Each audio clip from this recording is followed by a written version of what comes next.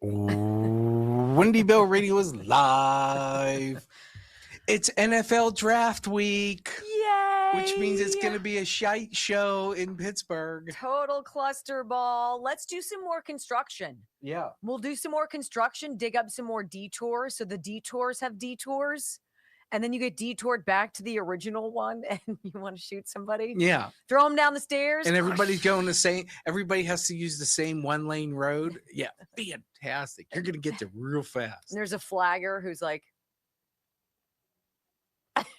stop, slow. And you're like, no, see, I'm so not in the mood for this. But it's good. It's all good. Hi, everybody. It's great to be with you. Who had a nice weekend? You guys have a great weekend? Did you guys freeze your rear ends off like we did yesterday? Holy Moses. It was like no, I stayed inside. It was the perfect like soup day. April day. And it was 80 degrees on Saturday. And I swear to you, the wind chill, it was 40 degrees on Sunday. Little chilly. Hey, I want to start. I went to the P.O. box. All of your birthday cards, the sweet sentiments. Leah, the sun catcher, the cardinal sun catcher. I know I wrote you an email. My gosh, how sweet. Rick from Oregon. Okay. These are pretty special. This is hardcore. Look at this. Do you recognize that at all?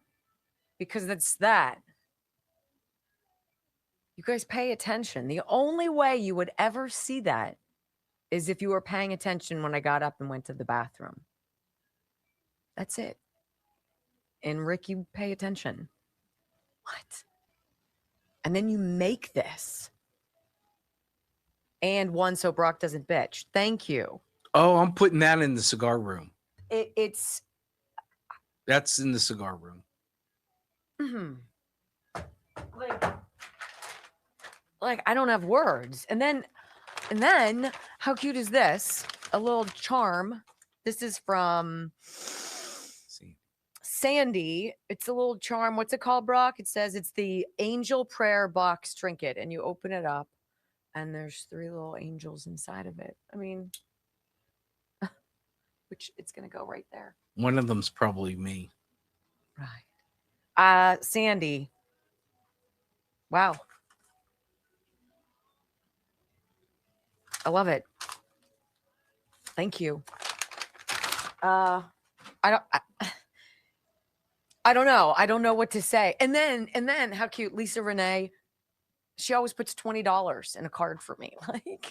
Like my grandma used to. I mean, it's the cutest thing. Like you talking like man, your grandma was loaded. I get a $10 check from a little old lady every now and again. I love her. $10. She's like, Wendy Bell. Like what? She's going to have to 1099 you pretty soon. And all of you who are just so kind, I love you back. Thank you. Okay, Brock, hop back on. What are we talking about today, you guys? First of all, I wasn't planning on talking about this right away. However, Dawn, the lemon bread lady, remember she gave us right? Mm-hmm. She got the dead weed brew or whatever on disinfectwithsniper.com. Remember how she killed all of the ivy? Yeah. And she took the before and after. Mm-hmm. She said, okay, so I was last fall and now it's spring. And she's like, only a small patch of the ivy grew back. She's like, I had to go back and get more. She said, last fall, I sent you photos of our ivy problem in our landscaping. We had sprayed it with their weed spray. It's the dead weed brew at disinfectwithsniper.com. It's amazing. Fast forward to this week, we remulched our landscaping and it seems only a small patch of ivy grew back. I ordered more from Sniper and it was delivered the next day and it killed all of it. Our landscaping looks so much nicer now. Thank you. Disinfectwithsniper.com. We talked about him on the pet show. Disinfectwithsniper.com. Yeah. And not me. Dr. Mike did. Oh, did he? He said he was talking about ticks and in your yard and ants and all that. He's like, what's that? He's like, here's what made me angry. Not angry, but he's like, what's that product again? I'm like, you just ordered 6 quarts of it. Dr. Mike, come on, bro. Do better. It's Harmony. It's all organic. But we have wonderful sponsors and wonderful people who pay attention to them. Okay. Disinfectwithsniper.com. All right. So what's going to happen this week? 63 comments already, Brock. What do we want people to talk about? I want to hear what's going on. What's the big thing? Do you think arrests are coming? I do believe that. I do believe that all of us who are like, I'll believe it when I see it. And rightly so. And rightly so, because they've promised us for how long? Yeah. Right? And we're like, okay, whatevs. I think it's actually happening. And I think that Blanche guy, who I've gotten some weird intel on, might be the real deal. I don't know. We'll see.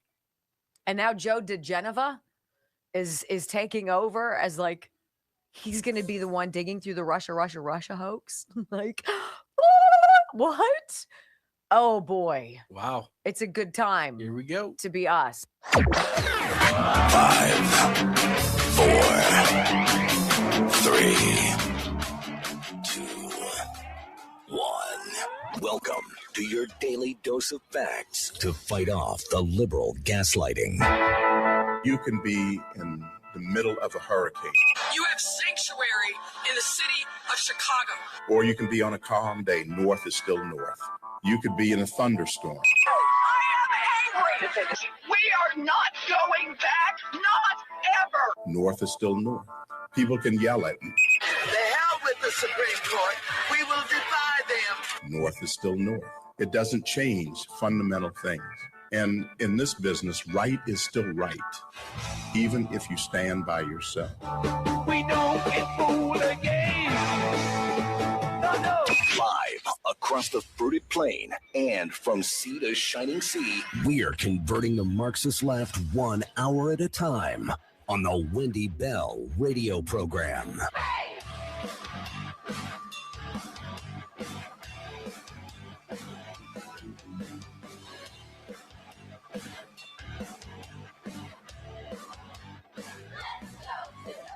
Well, hello, America. Greetings to all of you across the beautiful fruited plain. Welcome home to the Wendy Bell radio program, where we give you the promise that we will tell you the truth. And that's as simple as it gets, because it should not be complicated, right? We go through all of the news of the day, kind of collate what we think is the most important, things that you might not think are important. I mean, admit it. How many of you out there last week and the last couple weeks, when we've been talking about aliens and UFOs, you're like, okay, this has gone weird. Well, how do you like us now? WendyBellRadio.com is how you can follow along the live video stream all 3 hours. Wendy Bell Radio is how you find our podcast. Bring a friend, hang out for a while. And thank you for starting your week with us. Welcome home. I pledge allegiance to the flag of the United States of America and to the republic for which it stands, one nation, under God, indivisible, with liberty and justice for all. Amen. You know, I hope you all had a great weekend. It was weird here in Southwestern land before time. Pittsburgh is where we are. And it was a beautiful day on Saturday. Sunday, it's like everything changed. 40-degree temperature drop. Winds that were ridiculous, absolutely ridiculous. And it was pretty early in the morning. I like getting up before everybody else, get my coffee, sit on the couch with Murphy, go over some emails. And all of a sudden I hear the boys coming down from upstairs, my twins, Bob and Chris, 17, coming down the stairs. They have a soccer game, which of course I have no knowledge of. Good job, Mom. Nice work. So I kind of pawned it off. I'm like, where's this game again? And they're like, oh, it's in Washington, Pennsylvania. I'm like, oh, that's not that far. So how far is it? And they're like 45 minutes. And then Christopher says to me, you coming, Mom? And I said, absolutely. I'm just going to go brush my teeth and wash my face, throw on a jacket and some jeans, and I'll be right behind you, right? Oh, snap. Off they go. So I go upstairs and I do exactly that. Try to get ready, try to get warm. Joe doesn't want to go. He's going to sleep. He's got some cold or something. It doesn't feel well. So off I go in the car to Washington, Pennsylvania, which is a beautiful drive. It's about 45 minutes. It's not hard. Really nobody on the roads at 8:30 in the morning. And it's blustery out. I get to the soccer field and it's kind of this cool pitch. It's down in a bowl almost. So the players are somewhat protected from like seriously like monsoon winds. It was crazy. I was like, holy cow, what happened to our weather? And you stand up on this kind of like a grassy knoll above it where the wind whips right through you. And I sat there and gosh, I went somewhere else. It was cold. Yes. And there were people around and we were chatting. And I just couldn't stop staring at my kids. It was almost weird. Like I knew what was going on in the game, but I was watching them like I'm never going to see them again. It was weird. And it hit me. There's just a couple more games left. But it's not just a couple more games. It's a couple more games. And then it's prom. And then it's another one more week of school. And then it's graduation. And like 2 weeks after that, they're away all summer on their summer jobs. And then they come back and go to college. And it's like, whew, 26 years. And all of a sudden, they're all grown up and they're on their way. And that's what we do. And it's absolutely killing me. And I know that in his own way, my husband feels the same way because he had made a tea time for the four of us to play golf yesterday. Like the one thing you wouldn't do in that weather next to fish is golf.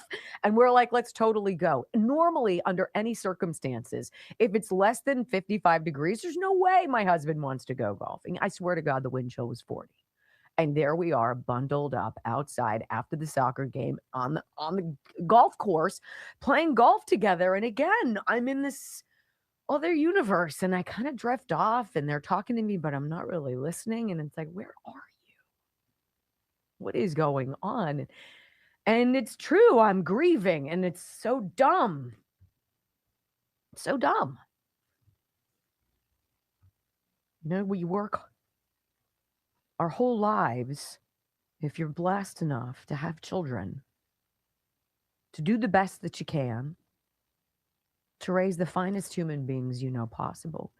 And all the while, you realize that there is a day where everything changes. And it happens often, but then there's that day when everything changes. And I'm right on the doorstep. And sometimes I wish that I couldn't feel it so much. And I wish that I didn't love so much, because then maybe it wouldn't hurt so much. And the worst part of all is I can't get mushy around my kids. They're going to roll their eyes because it's going to be super awkward. And they're going to be like, oh, there's mom again. She's being emotional. And I'll be like, yeah, I am, you little jerks. This is hard. You guys get to go and begin your life journey, which is all we ever wanted. And now I'm on that doorstep where I have to start paying attention to what do I want to do now? How do I feel about that? What am I going to do when I go home from work? What's it going to be like to cook for two? How's that going to be? How's that going to feel? And then try not to be too mental so everybody in my life thinks I'm a crazy person. How many of you have felt this? I know you have. I know you have. And, it's funny because all of us in our own way, you're going through something, I'm going through my own things. And we look around at this world that seems like it's so out of touch, that there are people who do the most outrageous, awful things. And I don't understand it. I don't understand it.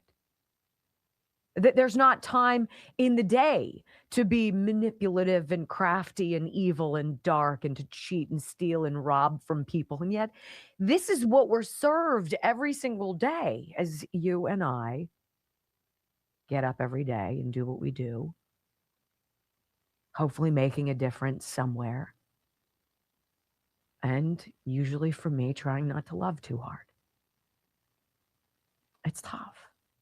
I feel that way about America. I feel that way about our flag. I feel that way when I see our military. I feel that way in the United States of America today. And I wouldn't change it for anything. Loving comes with a price because you can always be hurt. Your love cannot be reciprocated, or it can change. Circumstances do, and you have to just kind of roll with it. But I will never, ever stop loving my children any more than I will ever stop fighting for this beautiful miracle that you and I get to be a part of. That is where my heart is today. I look at this president who's doing everything he can to stop Iran and whomever has taken over, because it's not the people who've been negotiating with him as of late. It's some IRGC lunatic leftover who's commanded now, taken over the military, and he very well might get Iran in a never return situation. And you've got a president who is so keenly aware of the decision that he's got to make. All of it rests on his shoulders. Nobody else gets blamed, and nobody else will ever get credit. That is the situation we are in right now in this country, ladies and gentlemen. We have a Democrat Party that is fighting for survival the same way those terrorists in Iran are fighting for theirs. It's going to come down to the wire. And look, whatever you've got going on in your house, the same way I've got going on in mine, we've got to get it buttoned up. We've got to get on the right track. We've got to get on the right plan. And we've got to work and fight to win. Period. Failure is not negotiable, ladies and gentlemen. No matter what they're trying to do in Virginia to gerrymander their way back into power. You know, the Democrat Party wants one thing: impeach President Trump, stop the success that is propelling America into a new golden era that is right across the precipice. They are starving. They are scared. They are angry, and they will not go down without a fight. So I say to you, I would much rather love the way I do, the way I can taste it, because I'd much rather have someone like me fighting on my team than any of them. Buckle up and hang with me today. Let's fight, okay? When we come back, Ilhan Omar. Oh, guys, it was her accountant's mistake. She's really not a multimillionaire. Swear to God, she's only worth $70,000. Thank God we got that figured out. What? Next on the Wendy Bell Radio Network. Okay, so ghost bed. I've been getting so many messages from you guys about ghost bed. I have spent the last 2 nights in my ghost bed. Now I know why they name it that. It is supernaturally comfy. I sleep straight through the night without flipping and flopping. My hips don't hurt. I don't even feel like the bed move when my husband gets in, and I'm not sweating at night, no matter what's going on. Bingo. How about this one? I've been listening for a few months, says Kurt. I truly enjoy your program. He says, my last purchase of your sponsors was a ghost bed. I truly love this bed. First best night's sleep, pain-free sleep in years, Kurt says. And then there's Kevin and Tracy. Good afternoon, Wendy. We just wanted you to know we got our new ghost bed. It is like sleeping in an expensive suite every night. Thank you for the ad for ghost bed. Best ad ever. Ghostbed.com/Wendy. I'm just going to tell you, these people are great. It's made in America. They care about the products that they use. They want you to feel relaxed at night. And so they've made some just badass line of beds, and you're going to love the mattresses. Okay. Ghostbed.com/Wendy. They're going to put on an extra 10% off if you put in my name at the checkout. 101 nights. Sleep on it. If you don't like it, send it back. They'll take it back. Who does that?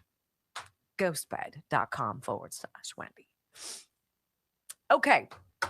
All I took from that was cooking for two means leftovers for Brock, because it's going to be a learning process. So Shut up. I'm going to get a lot of food, which Anyway. means both our grocery bills are going to go down. Anyway, if these clowns on the left think we're going to just roll over and not fight, they have another thing coming.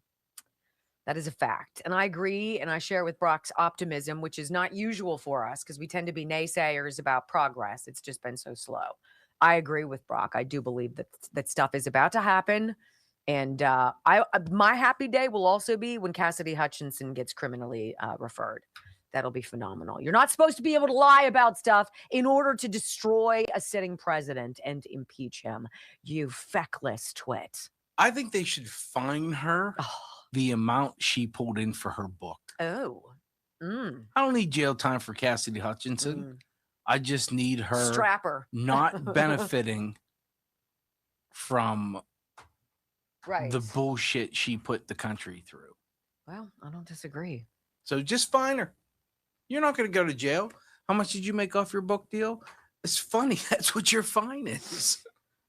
What a coincidence. When I finish my book, we'll have to see who sells more. 1.27. Let's get to 1.5. You'll probably sell more than Gavin. If not, Wendy Bell Radio will just buy 75% of it. That's exactly right. And write it off. Be like, whoa, yeah, printing expenses. Oh, okay. Brock.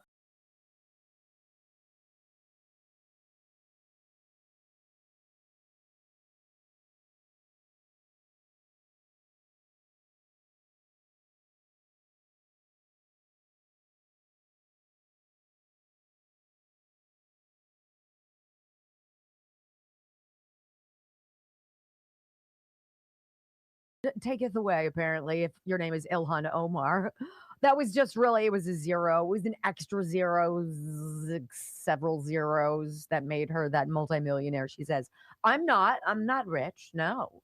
So apparently Ilhan Omar, now getting the squeeze, has come out and has not taken, of course, any culpability, any blame, any responsibility for being paid off in the Minneapolis Somali welfare fraud scheme, which she clearly has cashed in on to the degree of, I don't know, 7 figures. She's now saying, you know what? No, I'm sorry. It was an accounting error. Oh, it must have been an accounting error. So the Wall Street Journal has this article about her. And if the Wall Street Journal is putting this out, oh boy. Ilhan Omar says she isn't a multimillionaire, blames accounting error. President Trump had suggested that the Minnesota Congresswoman profited from a massive welfare fraud scandal that is still being investigated. Look, if you need any proof that she clearly did, President Trump just gave you the breadcrumbs. He tells you what's going on. These aren't just wild things he's talking about. The guy knows. He always knows. So here's the story. Of course, you're trying to log in. Okay, well, I'll sign in here. This happens all the time. I'm sorry, ladies and gentlemen. Here we go. Use your finger. There you go. So, so apparently when squeezed on this, Democrat Rep Ilhan Omar of Minnesota facing potential investigations pushed by President Trump and House Republicans. Well, she said she isn't as wealthy as documents she previously submitted to Congress suggest because, yes, there were some major accounting errors in her filing. An Omar disclosure filed last year showed that she and her husband held assets of between $6 million and $30 million, which would be a massive rise in wealth for her previous annual filing. And that jump triggered questions among Republicans eager to scrutinize a critic of the president. That's not what anybody was eager to scrutinize. It's clearly garbage, Wall Street Journal morons who want all of us to believe we're really right, very in the middle, very moderate, very objective. No, you're not. No, you're not. When a woman comes over, marries her brother, lies about her own age so that she appears naturalized, one could very strongly make the case that Ilhan Omar is not a United States citizen, ladies and gentlemen, if you want to tell the truth. there is an investigation into that, which I believe the investigations part of this article alludes to. This isn't pie in the sky. Like, I wonder if she's a filthy liar just because she doesn't like Trump. Or I wonder if all of the people from her homeland who came over and settled in the place that she calls her home, and now we're all driving around in Lamborghinis and like $150,000 BMWs, whatever the hell they are, right? That maybe there could be a connection. An amended filing viewed by the Wall Street Journal shows the couple's assets, the Ilhan Omar and her husband, who seems like just to be kind of like a geek, shows that the couple's assets really, it's not $6 to $30 million. It's actually $18,004 to $95,000. That's kind of a big oopsies. Like if that's a rounding error. You know what? If you fudge that one up, I think somebody would be knocking on your door. But according to the Wall Street Journal, she's being investigated because she's a loud critic of Trump. Or maybe we're not stupid. Omar's husband, the former political consultant Tim Minette, is involved with a variety of businesses. Of course, none of which, like the winery. Did you ever see any of the wine from the winery that Tim Minette apparently owns? Oh, that's right. We don't have a winery. There are no grapes. There is no wine. And in fact, there is no relevant business. Are you guys allowed to do that? Are you allowed to do that and create shell companies and actually get money from the Somalians who have been getting rich off of you opening the door to their criminality? I mean, like, what aide said that Omar looked at the form before it was filed in 2025, but that the error didn't just jump off the page at her because she isn't involved with her husband's businesses. Who else said that, Brock? There was somebody else who got a lot of money on the stock market, like $250 million. And she was like, oh, that's Paul. Oh, that's Nancy Pelosi. That's right. It's also Joe Biden. That. Oh, that's right. What happened with that again? Oh, I have no idea. Well, this was my favorite part. This is what a spokesperson for Ilhan Omar had to say about the problem. A Washington lawyer representing her responding in a letter, as the busiest of people, it is very common for members and their spouses to rely on learned professionals like accountants to make calculations and determinations that appear on public filings. While the error is, of course, unfortunate, there is nothing untoward and nothing illegal has occurred. What does that tell you? It's 100% untoward and 100% illegal. Give me a break. This is, ladies and gentlemen, just some little small snippet of the ridiculosity that is now squeezing the people who have used their positions in Congress to get away with everything, whether it's allegedly roofing women and having sex with them against their will. That's called rape. Or it's defrauding the American taxpayer of between $6 and $30 million. Oh, wow. Wall's closing in, guys. When we come back on the Wendy Bell radio program, what's going on with Iran? Are they ceasefire, no ceasefire? Are we going to bomb them? What's all the latest next on the Wendy Bell Radio Network? I think it's a laughable excuse.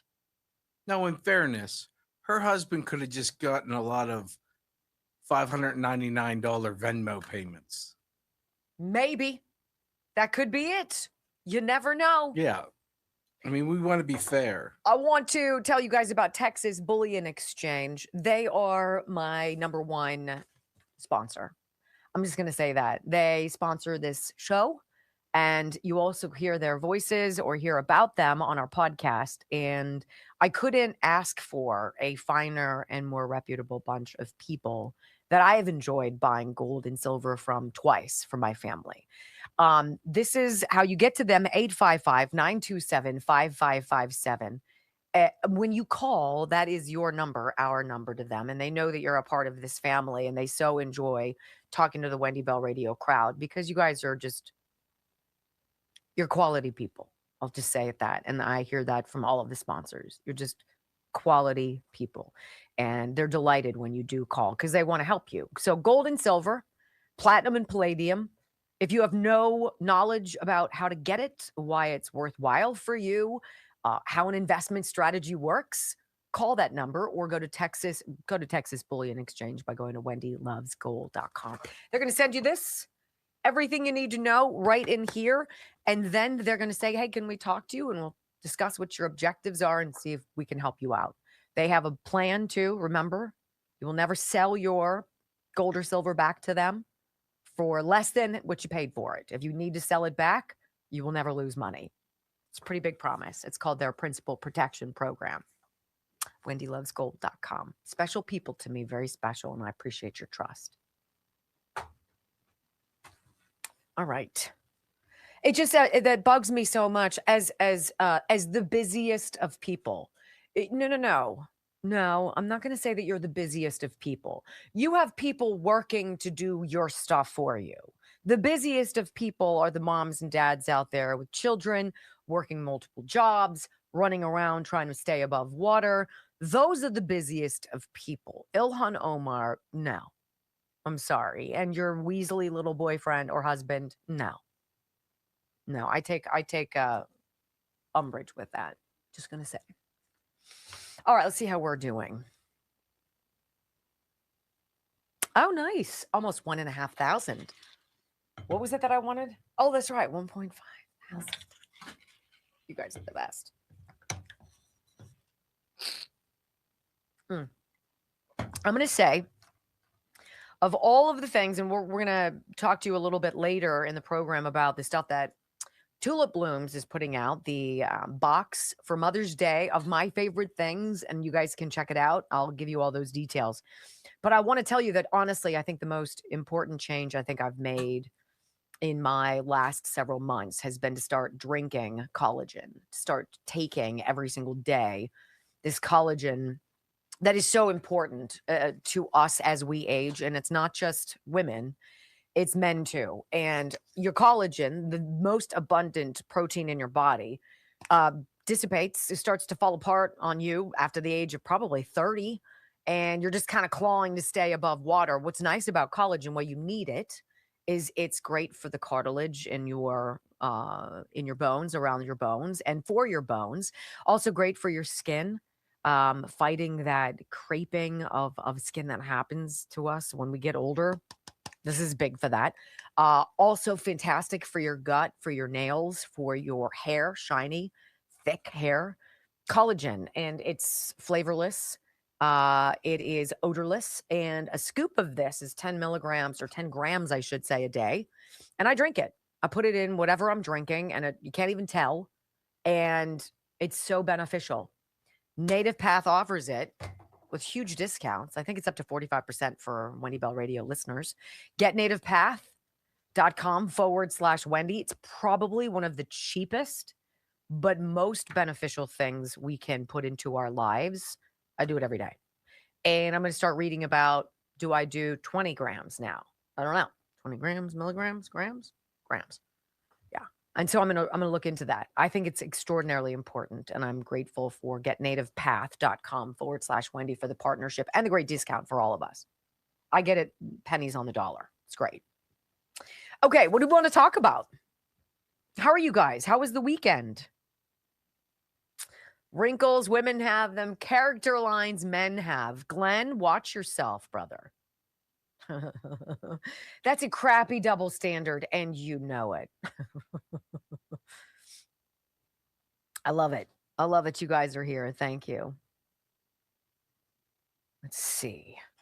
How are you guys doing with comments? My friends here. Oh, wow. 178 already. Holy moly. Hi, Glow. What's going on, Team 1717? Hi, Razorback. Great to see you, Jay Tread State. Hi, Jumpin' Jim. JP 2014. Love seeing you. Thank you. Thank you. Hi, Tilly. Hi, Tina Hargrove. Lots of names I recognize. Hi, Grubby. From Maryland. Hi, Shark. Shark D. Good to see you. Thanks for being here, you guys. Hello from Kentucky, says Glendine. All right. Wendy's your spirit animal. Oh, geez. Sup, Wendy, says Wombat. Hey, babe. What's up, vet gal? Good to see you too, baby. Your birthday was Saturday. Idaho Green Eyes. Happy birthday, babe. Hi, Tulip. Hi, Corn Alec. Ortega. Hi, guys. I love seeing you. This is for you. Uh-oh.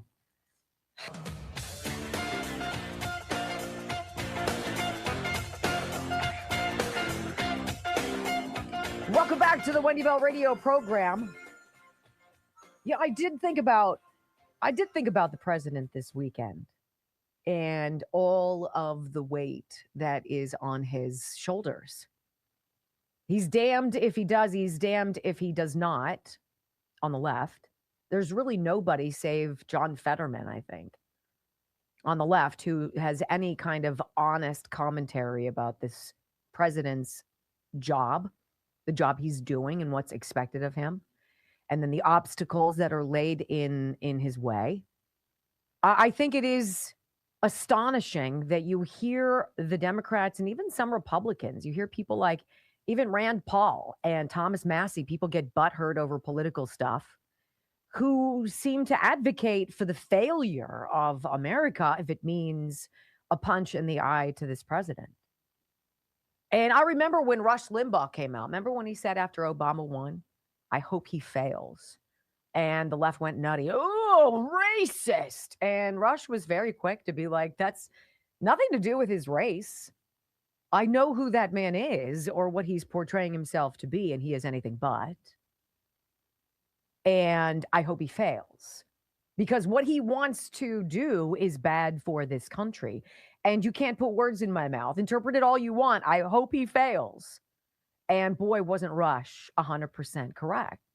Well, I want President Trump to win on this one 100% because it's not just good for America. It's not just good for my children and our ultimate grandchildren. It's good for the world. It's good for the people who don't value life, who are instead ruled by some religious ideology that, in fact, belittles the value of life. I want you to fail if that's where your eggs are. I want you to fail every single day and 75 times on Sunday. And I'd be happy to watch it on live television any day of the week. Fail. What the Iran rogue leadership or whomever this guy is, there's some top IRGC commander, apparently, who has grabbed control of power, I understand, who is now likely controlling Iran's military and the negotiations with J.D. Vance and with Steve Witkoff and Jared Kushner. And this rogue commander is kind of bigfooting the more reasonable minds that had been speaking with the president and his team about, yes, we will agree, no more nuclear enrichment. Yes, we will agree, no nuclear ever. Yes, we will agree. You can come in and you can get all of the remnants, the dust of the uranium. Yes. Well, there's somebody who stepped in now and is fudging all that up. So the embattled country's remaining goons there don't want to go down without a fight. And now President Trump is in this really weird spot. Do I blow up what I say I'm going to blow up, which is damn near everything, and set the country back 20, 40, 50 years? Or how long do you extend the olive branch with these negotiations? I don't know. But all of this is on that one man's shoulders. So it started Saturday at about 5 p.m. when the gravely injured supreme leader, the Ayatollah Jr. guy who apparently lost a leg, whose whole family was wiped out in that initial strike, he issued new military threats to the U.S. and to Israel. And I'm going to, amid this truce, right? There's supposed to be a truce. There's supposed to be a ceasefire.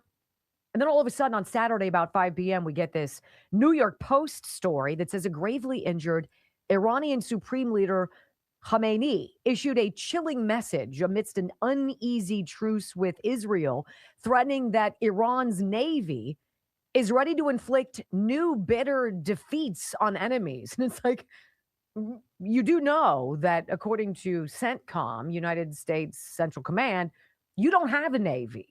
You might have speedboats, you might have ways to agitate and irritate, but your Navy's all but destroyed. Are you really calling these shots, Ayatollah guy? Or he could be dead. Nobody knows. Nobody has seen him. So that's how it started. That no, we're not going to really play your games. So then on Sunday at 3 p.m., after 6 hours of warnings, U.S. forces operating in the Arabian Sea had to enforce their naval blockade measures against an Iranian-flagged cargo vessel that was attempting to sail toward an Iranian port. Now, this wasn't just like, we're going to blow you up. There were 6 hours of warnings, 6 hours of stop. You have to stop moving forward. You have to stop doing what you're doing. You must now get out of your engine room because you have ignored 6 hours of warnings. We are going to fire on you. This fight and the CENTCOM, our Navy firing on this vessel after 6. This is sort of a smaller idea of what this president is dealing with Iran in general. We're going to give you how many off-roads? We're going to give you how many opportunities to walk away and say, hey, we're going to give you how many detours, and then finally, it's going to be game over. It's going to be no more Mr. Nice Guy, President Trump, truthing out a threat, a warning. I want to read this to you because it's important to know the context. The U.S. Navy blows a hole in this Iranian ship, seizes the vessel, and then Tehran threatens a response as the concept of talks, which are supposed to resume, I think, tomorrow in Pakistan, totally now up in the air. What's going to happen? Well, let's listen. And this is CENTCOM releasing the video of these repeated warnings in the Arabian Sea. American forces saying, stop what you're doing. Got to stop moving. Get away from the engine room. And then just firing, pop, pop, pop, pop, and disabling the ship. Hey, we told you. Listen. Motor Vessel Tosca. Vacate your engine room. Vacate your engine room. We're prepared to subject you to disabling fire. Okay, we gave the flare. Now we're getting anything. Be ready.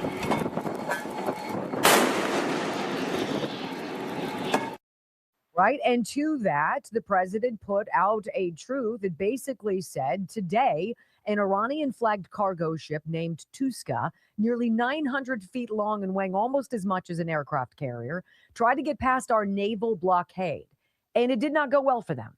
The U.S. Navy guided missile destroyer, USS Spruance, intercepted the Tuska in the Gulf of Oman, gave them fair warning to stop. The Iranian crew refused to listen, so our Navy ship stopped them right in their tracks by blowing a hole in the engine room. Right now, U.S. Marines have custody of the vessel. The Tuska is under U.S. Treasury sanctions because of their prior history of illegal activity. We have full custody of the ship and are seeing what's on board now. So what is on board? Well, right before we went on the air, and I cannot corroborate this, cannot confirm nor deny. However, it is being reported what is on that ship is ammonium perchlorate, sodium perchlorate, sodium chlorate, oxidizers, and propellant. Do you know what that is?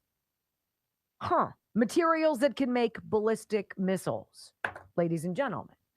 And so this is what this president has on his plate.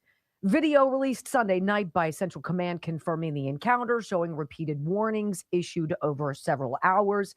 And so this is exactly a smaller microcosm of what this president is trying to do broadly in this war.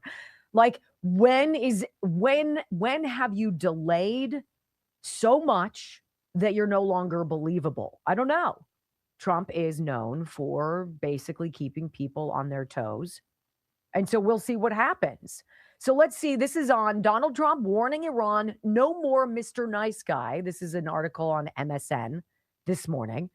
President Trump has said Iran has violated the fragile ceasefire between the two countries, pledging to attack Iranian power plants and bridges if Tehran doesn't sign a deal to end the war. No more Mr. Nice Guy. He warned on Truth Social. He said Iran had decided to fire bullets yesterday in what he termed a total violation of our ceasefire agreement in a post on Sunday. We're offering a very fair, a reasonable deal, and I hope they take it, the president truthed. If they don't, the United States is going to knock out every single power plant and every single bridge in Iran. Now, if you're a betting person and you followed what this man has done, he said, you know what, we'll give you 10 days. We'll do this, we'll do that. And then on the first day, he blows him out of the water, right? What's he going to do this time? One would imagine he would let J.D. Vance, Witkoff, and Jared Kushner get to Pakistan and at least have Tehran be a no-show at the table before going, or does he just do it in advance because they violated the terms of an agreement? Look, here's the deal. The president said this about the narco-terrorists. You are not allowed to traverse into our waters carrying drugs. And you did, and so you will die. And people were horrified. What? And then they did it again. It took 20 times, ladies and gentlemen, but you know what hasn't happened lately? There haven't been a lot of drug boats trying to get across U.S. waters to make it to our mainland. It's amazing. Imagine this president's decision. What do you do? Do you wait until tomorrow? And if they're a no-show, bombs away, power plants, bridges, all of the infrastructure, all of the grid, do you hit Carg Island, blow them out of the water too? Because if this president does that, Iran is set back decades. Would the world be upset? I don't know. What do the Iranian people do? I don't know. And yet, all of that, it's not hanging on the IRGC. It's hanging over the head of President Donald J. Trump. And this is going to be that moment. President Trump in the Oval Office, he says, look, we're not just fighting these terrorists. We're fighting something even perhaps bigger than that. This is him on the weekend. Well, I think we're going to end it. I can't tell you for sure. You know, I don't like to say this. We've won this. This war has been won. The only one that likes to keep it going is the fake news. I mean, the New York Times, you read the New York Times, it's like we're not winning a war where they have no Navy and they have no Air Force and they have no nothing. And we literally have planes flying over Tehran and other parts of their country. They can't do a thing about it.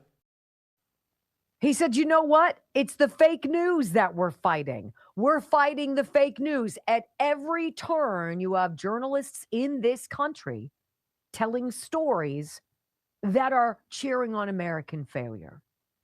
That's what this president said in the Oval Office yesterday. He did a lot of other things there over the weekend inside the White House, which we're going to talk about. When we come back on the Wendy Bell radio program, speaking of fighting fake news, did you see Elise Stefanik? She wrote a new book about anti-Semitism in the Ivy Leagues, right? And Jake Tapper has her on his program. And I'm not so sure he was ready for the incoming because she went next on the Wendy Bell Radio Network. So what do you do if you're President Trump? What do you do? Right? What do? You fight for... I don't know. I read somewhere that the places he's talking about bombing, they're nowhere near civilian populations, I don't believe. And they get no electricity or anything. This isn't going to be debilitating for the IRGC, and that's why a lot of Iranians are coming out and going, "Hell yeah, bomb the hell out of them." Mm-hmm. You know. Yes, I don't disagree. I look like somebody punched but me. would you put it past them? He bombs them, they turn their guns on their own people. Yeah, I could see that. Yeah. Well, I saw. Is there a right solution? Like, what is the? That's what I feel like. What you were trying to say is there is no. And nobody's right going to get solution. criticized, and nobody's going to get criticized. Just you. Just you. No matter what happens, it's never going to be good enough. It's never going to be fast enough. It's never going to be or you could just have people who are like, Mr. President, we're behind you. This country's behind you. You couldn't possibly have that. Couldn't possibly have that. He's got everything stacked against him. And now you've got this BS redistricting in Virginia where they want to take back the House of Representatives in the midterms and then only do impeachments and investigations of this president. Because that'll move. Because that's good for America. Yeah. Really? Anyway, I'm a little fussy. Let me talk to you guys about tulip blooms. So if you have old-looking hands, I'm just going to say it, old-looking hands, and it happens. One day you look down at your hand and you're like, dang it. How did I become old? And you're like, oh, no matter what I do, if I put in lotion, I'm just going to tell you, tulip blooms and their Soothe line of essential oils, and including this velour massage oil. All right. Tulipblooms.shop/Wendy. The Mother's Day box, it's there. You'll see it. You can shop there. You'll see what I love. You can have one thing, two things, three things, four things. And the more things you add to your box, the greater your discount. So tulipblooms.shop/Wendy. I'm just going to say it's called massaging oil. What it should be called is like, I don't know, age reducing oil. You look down at your hands after they've gotten the right nutrition here and nourishment, let it soak in for about 5 minutes. Your cuticles, it's like you just had a manicure. Put it on your feet, then put on your socks. Oh my goodness. Walk around and be like, how you doing? It's just a luxurious line of body oils, body butters, nourishment for your skin. And I would never, ever have gotten involved if they hadn't sent it to me. And now I'm like, whoa. I can't get enough. Tulipblooms.shop/Wendy. Shop for Mother's Day today. My favorite box. It's right there for you on the site. I hope you like it. You should send my brother I hope you the like link in your favorite things and say, you should buy this for your wife. And I'll say, I know how you can get a good discount. I love tulip blooms. I think it's just absolutely off the grid. So pretty. Everything makes you feel good.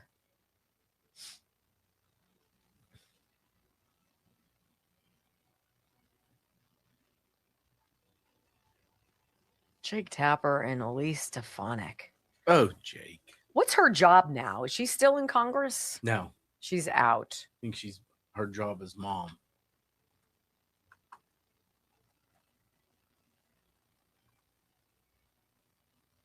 Jake's job's the same, be a crappy journalist and spew propaganda.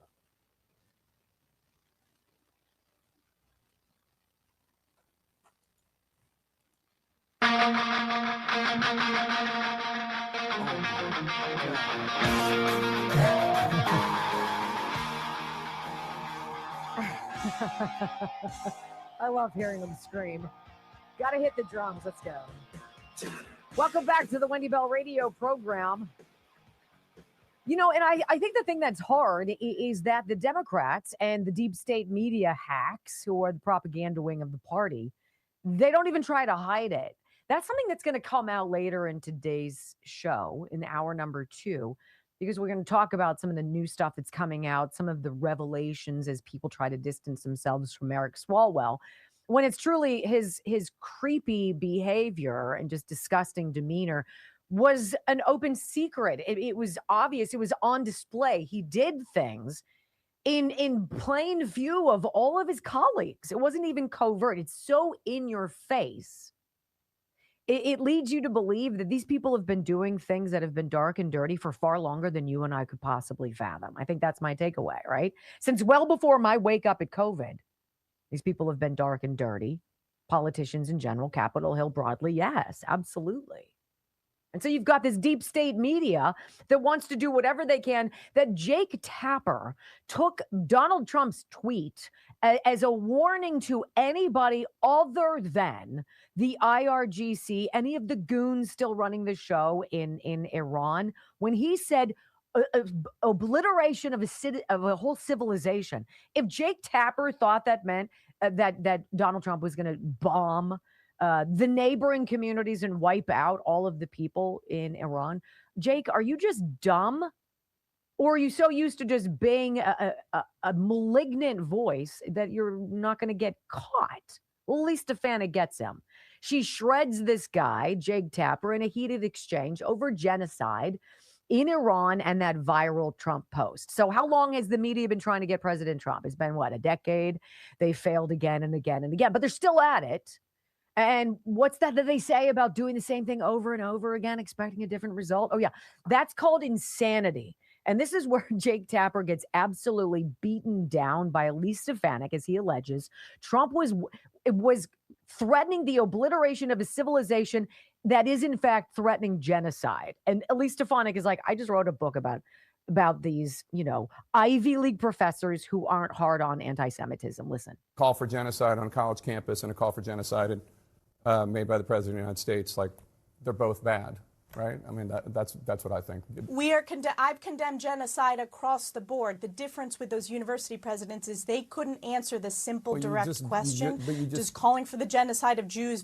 President Trump didn't call for genocide, Jake. You were putting those words in his mouth. He is engaging in diplomatic back and forth. Your entire civilization will die. To the table. And we should, it's the terrorist regime, Jake. He's targeting the terrorist regime. His words. You can continue the decades long. But you're adding genocide. That's not what he's What is wiping stated. out an entire civilization? In the case of the university presidents, I specifically asked them about calling for the genocide of Jews. Again, the president is correct to call out the Iranian terrorist regime, to bring them to the table, to force a ceasefire, and frankly, to free the Middle East from this largest state sponsor of terror that has not only killed American lives, but has targeted Israel and the United States of America, including assassination attempts against our elected officials. Is calling for wiping out a civilization? Is calling for wiping out an entire civilization the bad or Iranian good? terrorist regime. But that's not what he said. Of course it's bad. That is not what he is calling for. He wasn't calling for genocide. Your entire civilization it was targeted will die. towards the Iranian terrorist regime. All right. It was targeted Agree towards to the disagree. Iranian terrorist regime. Agree to disagree. The book CNN. This is typical CNN. Okay. If you want to compare the President of the United States to the university presidents who failed to call for the condemnation of calling for the genocide of Jews, that's on you, Jake. I wonder if Jake Tapper during Obama's administration about the authorized 540 drone strikes that Obama gave the okay to that killed roughly 3,700 people. 3,700 people, of whom 323 were classified as civilians. Barack Obama and his administration took out way more civilians than any act that this president has taken in Iran so far. And yet Jake Tapper turns a blind eye to that the way your typical mainstream media, the propaganda wing of the left, does. Now, you see it. I see it. It's so obvious. It seems like the only person who doesn't see it is Jake Tapper because, much like Ilhan Omar, he's used to getting away with it. Until they're not. Until the situation changes, until somebody does something that creates a disturbance in the force and changes this. Is that President Trump? And is that time now? I don't know. But can you imagine waking up and knowing that the weight of that decision is yours and yours alone? Huh. When we come back, hour number 2 of the Wendy Bell Radio program, it's releasing the UFO files. Honestly, that's what it is. President Trump said, do it. What's at stake? What we know, why people are like, what? Next on the Wendy Bell Radio Network. I know a lot of you were like, I have no idea why you think that there's aliens and not just illegal aliens, right? Jake, you ignorant slut. Gosh, it's so silly. It's so silly, right? I love this from Kelly. Holy smokes. I applied the velour massage oil to my hands and neck last night, and it is absolutely amazing. Oh, yeah. I use the blue castor oil. No, the blue tansy, the blue oil, calm oil on my face and on my neck after I wash my face at night. Oh, my Lord. Is that lovely? I'm just saying. And Kelly, thank you for this testimonial. She said, my dad always said that you could tell a woman's age by her neck and hands. Not that my hands looked bad, but my neck was starting to show my 64 years. It happens. I'm using it every day. Every day. Love it. It looks fantastic. tulipblooms.shop/Wendy. All right, smarty pants. Whatever. You do you. Kelly Morgan told me it was a huge success. Good. Her birthday celebration for the business. Let me see. Here we go. It was an amazing event. And then she sent a video. Oh, they sent the news out to her in Johnstown, I think. Yay. Good for Kelly. More Gains Fitness celebrating. All sorts of people there lifting weights. Oh, her gym's beautiful. Good job. More Gains Fitness, MORGAINZ fitness.com. Very happy for our friend. 14 years. Going strong. 4 locations in Southwestern land before time. So check her out. She's awesome. I wonder if they have her walking around in that sequined bikini. Oh my gosh, it's busy. She got a great story. Good for you, Cal. Good for you. How cute, too, that somebody from Dr. Simkovich's office got in touch with me. And she's obviously one of our listeners. And she learned about Dr. Simkovich and ended up going to him for treatment. I didn't want to share details with you about her without her approval. But she knew our friend Diane. Apparently, Dr. Simkovich connects dots. And apparently she had seen Diane in the waiting room and didn't have a chance to talk to her and asked if she could have her number so they could talk about their treatments, which I think is great. Yeah. Dr. Simkovich healing people, traumatic brain injury, concussions, people with essential tremor, people who have very hard time with headaches. The Simkovich Concussion Institute, Dr. Simkovich has an intense program. It's not intense because it hurts you. It's that it fixes you in a short period of time, which I think is fantastic, right? They want to get you in, they want to focus on you, and they want to heal you, and they want you to go on with the rest of your life and be happy. 412-366-3700. And of course, Diane was like, I'd love to connect with her, of course. People who share success stories, they're like, let's go. You can be one too. 412-366-3700. SimkovichConcussionInstitute.com. I love it. Love it. Okay. I might 102. Do I have time? Mama J4 finally got my hubby to try Blood Flow 7. He's already feeling improvements after a few days. Telling you, it's a big deal. Blood Flow 7 is the real deal. I love it. Won't go a day without it. All right. I think Elise is still in Congress. I mean, she's not out. Didn't she leave to become no, and then she ambassador? Yeah, and then he pulled it. Oh, he pulled it before she left. I do believe. Let me see. Is Elise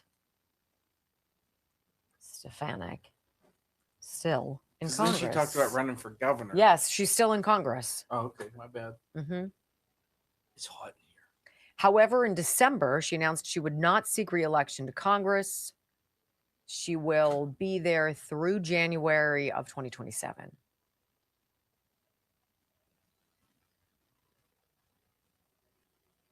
She found herself in that very difficult pickle that a lot of women find. It's extraordinarily hard to be a professional woman and a mom at the same time.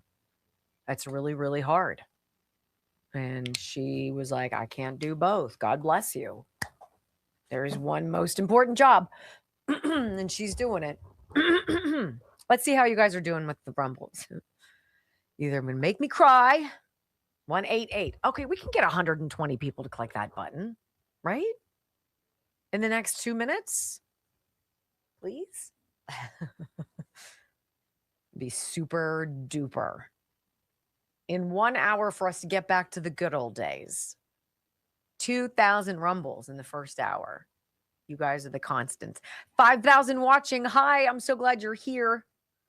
1.9. We just need 100 more people. It's the thumbs up button underneath the video box. Thank you. Thank you. Come again. 300 on X. We're kind of inching back on there. Yeah. Slowly. We're getting there. How many comments? Let's see. How many comments is it? Great. 215. 215 is good. That is good. I typically don't go back after the show, but when you guys have a lot of comments, I'll go back and read them.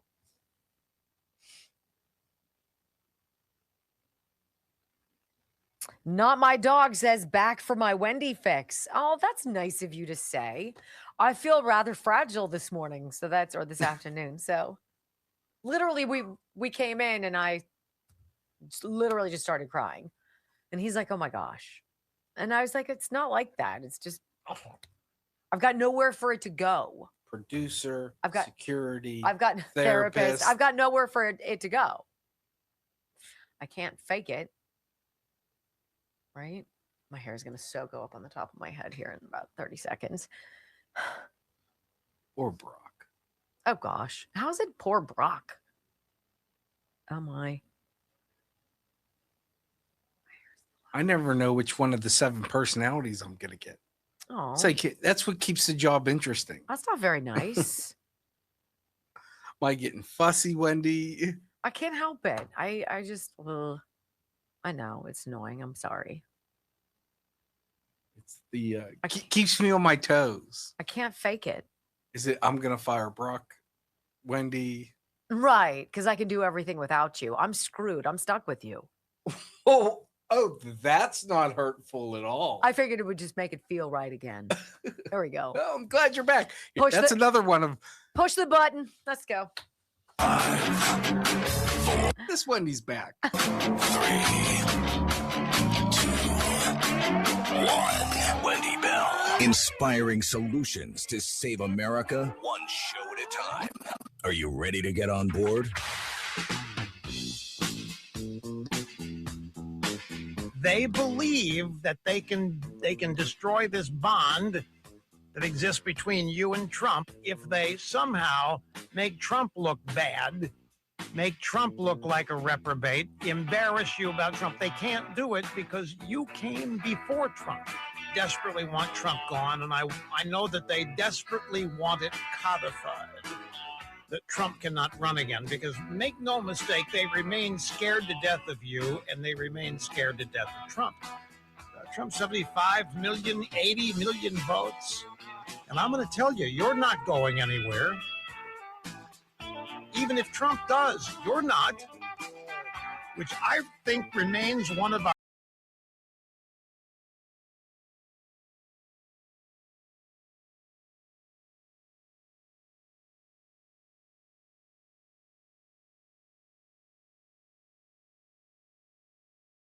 you from MAGA.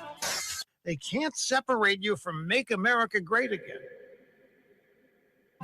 From sea to shining sea, 3 hours of bold truth and excellence. The Wendy Bell Radio Program.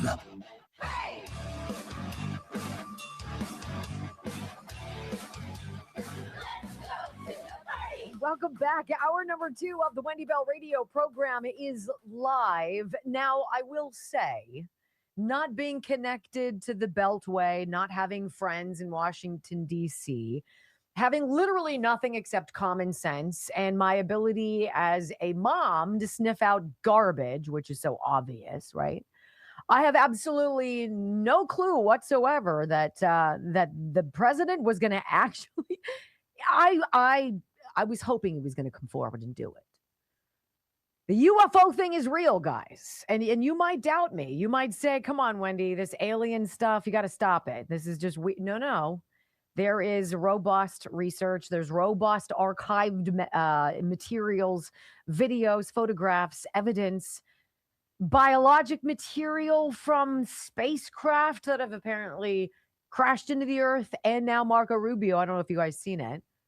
I hope it's not a parody, but it could be. But he came out and he's like, look, we've shot down 3 of 4 spacecraft in the last couple period of time, whatever it was.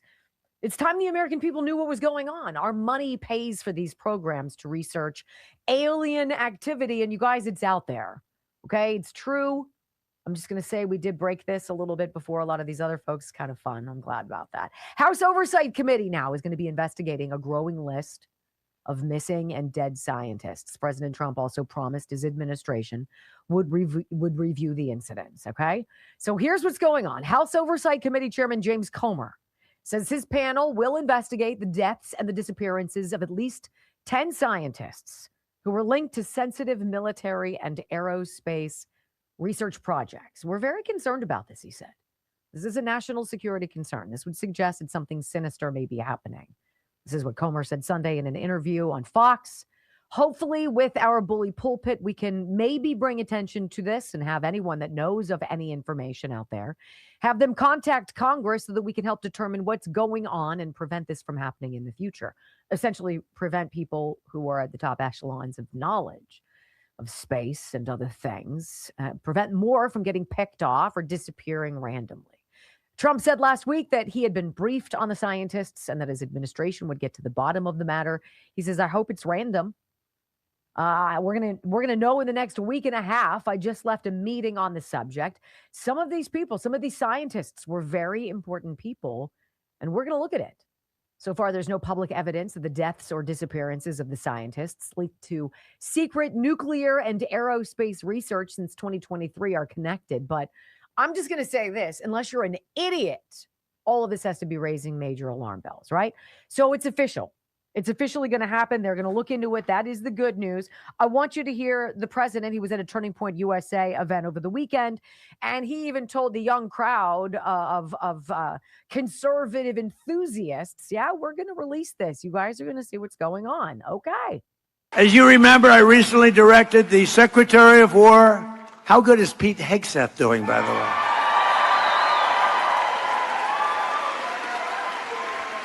To begin releasing government files relating to UFOs and unexplained aerial phenomena. And I figured this was a good crowd because I know you people, you're really into that. I don't know if I am, but so I'm pleased to report today, I thought I'd save it for this crowd because you're a little bit out there, you know, a little bit, that this process is well underway and we found many very interesting documents, I must say. And the first releases will begin very, very soon.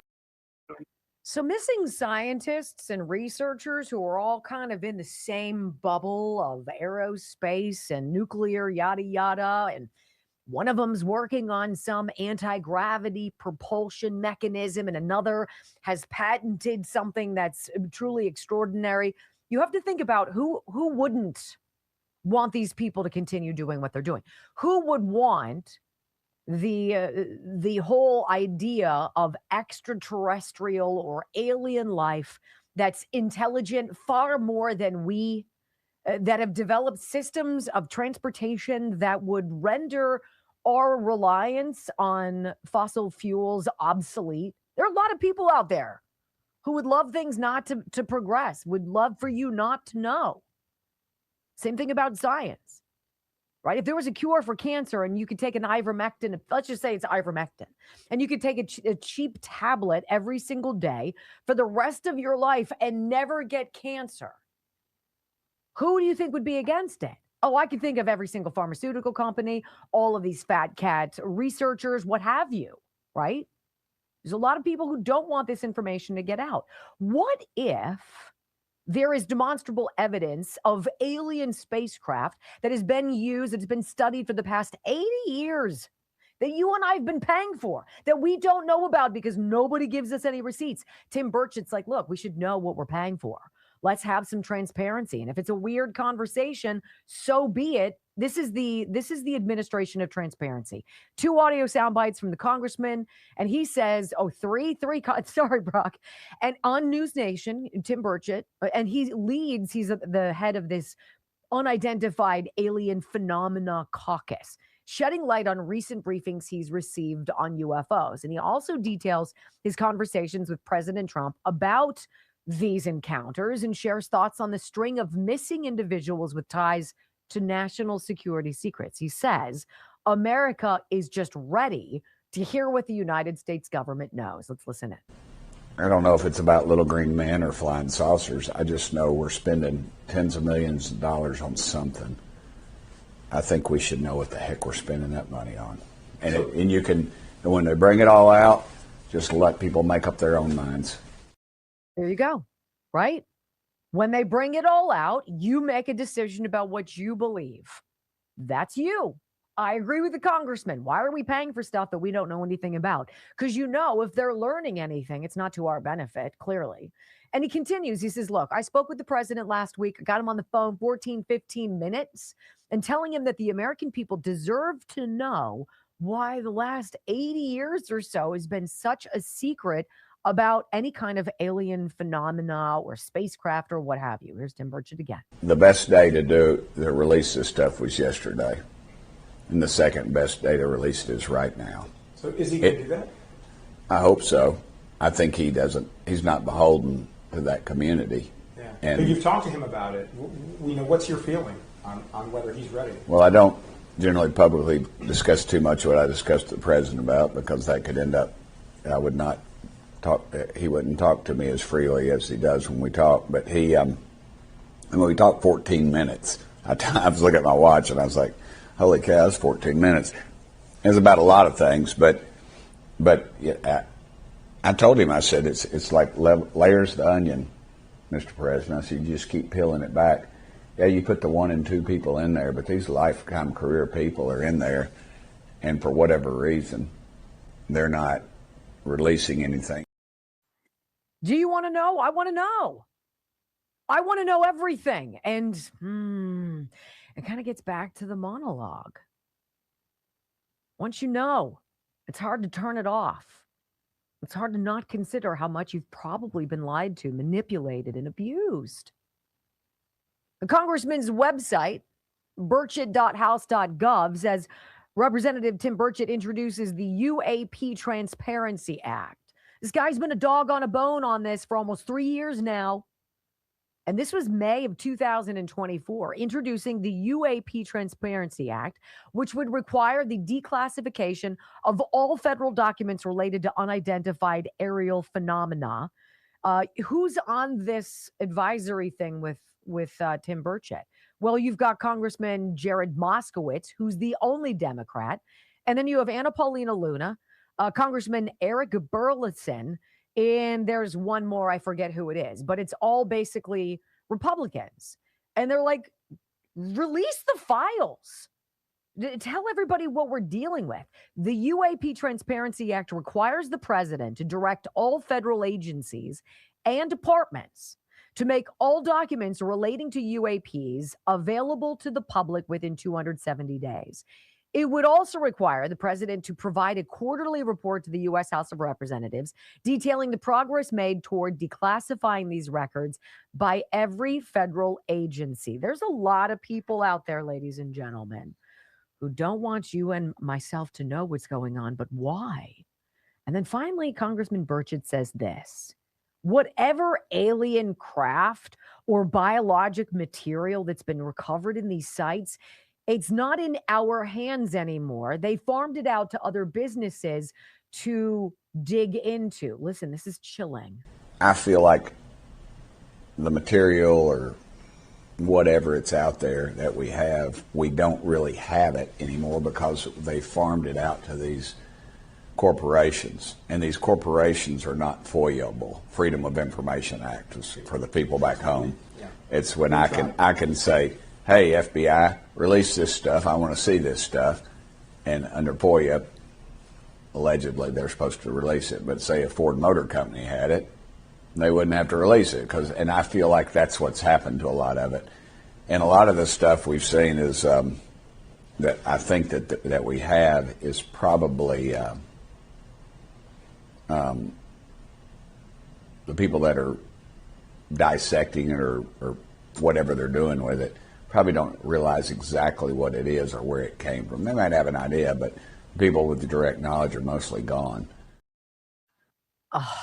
The people with the most direct knowledge, AKA, have been knocked off or have disappeared. What is going on? When we come back on the Wendy Bell radio program, Kevin McCarthy, former Speaker of the House, breaking out that mystery that Nancy Pelosi had no idea that Eric Swalwell was a filthy scumbag. Well, we'll break that open for you too next on the Wendy Bell radio program. Very interesting, right? He knows stuff, but he can't say stuff. But then he brings up Ford Motor Company as kind of like an off the cuff. Like, imagine if We have spacecraft material. So you have a literal spaceship, which apparently they have, and there's photographs and all this archive data, the National Archives. You could click on the pictures and see all of it. And what if they said to the Ford Motor Company, all right, we need you to reverse engineer whatever their propulsion system is. Look at it. We're going to try to create something like that so we can do what they do, because they can disappear. They can be like the Jetsons, where you walk into something and then you hyperspace to the next spot. So you could go have dinner in Aruba tonight and then make it home in bed, for the Penguins game at 7:00, right? That sort of a thing. Imagine the industries that would completely change if you could change how people are transported. You completely change aviation, 100%. You completely change driving. You completely impact the automobile industry. You completely change the fossil fuel industry. All of the people associated with it. How about just heating and cooling your house? How about just electricity in general, right? And all of these people who take a dip into your well of taxes and money, they're like, no, we don't want that stuff getting out. Everybody has a vested interest, and it's almost never yours. It's almost never for us, right? Oh, well, let me tell you guys about Blood Flow 7 from Juvenon. Bloodflow7.com/Wendy. Just write it down. Wherever you are, just write it down. Bloodflow 7, number 7, Bloodflow 7, all one word, /Wendy. Bloodflow7.com/Wendy. This is the nitric oxide that has completely changed my life. It was probably the most obscure promise I've ever gotten from a product and a company that wanted me to try their product. You just have to try it and see how you feel. And I was like, what kind of sales pitch is that? And then I tried it and I felt 100% different. Stronger, more capable, less needing of a break. I don't yawn. I don't crash in the middle of the day. I don't need to sit down when I'm doing heavy work. I'm not out of breath. I don't huff and puff up that hill anymore with Murphy and want to die, right? I'm bench pressing more than I ever did. Leg press, I'm now up to 100 pounds. That's huge for me, right? I wasn't doing that before. I'm doing it now. And everybody, almost, I'll say 98% of the people who respond to me, they say the same thing. And you sleep like a boulder, right? Okay, I love that.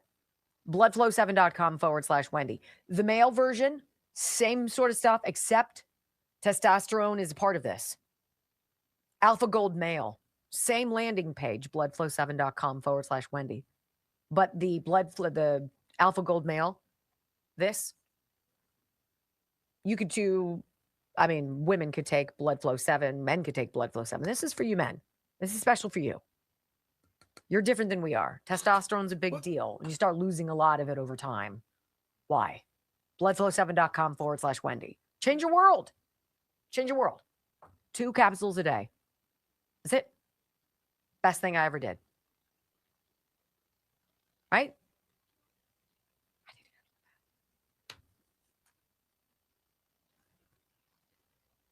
I started watching Scandal again. Oh, I'm going to go back and do that. Isn't it so? It's just there's a lot of parallel stuff. You're like, who's Huck? Well, I just hit the episode where they're talking about rigging elections. And isn't there some thumb drive? Yeah, we were spies on America. Yeah.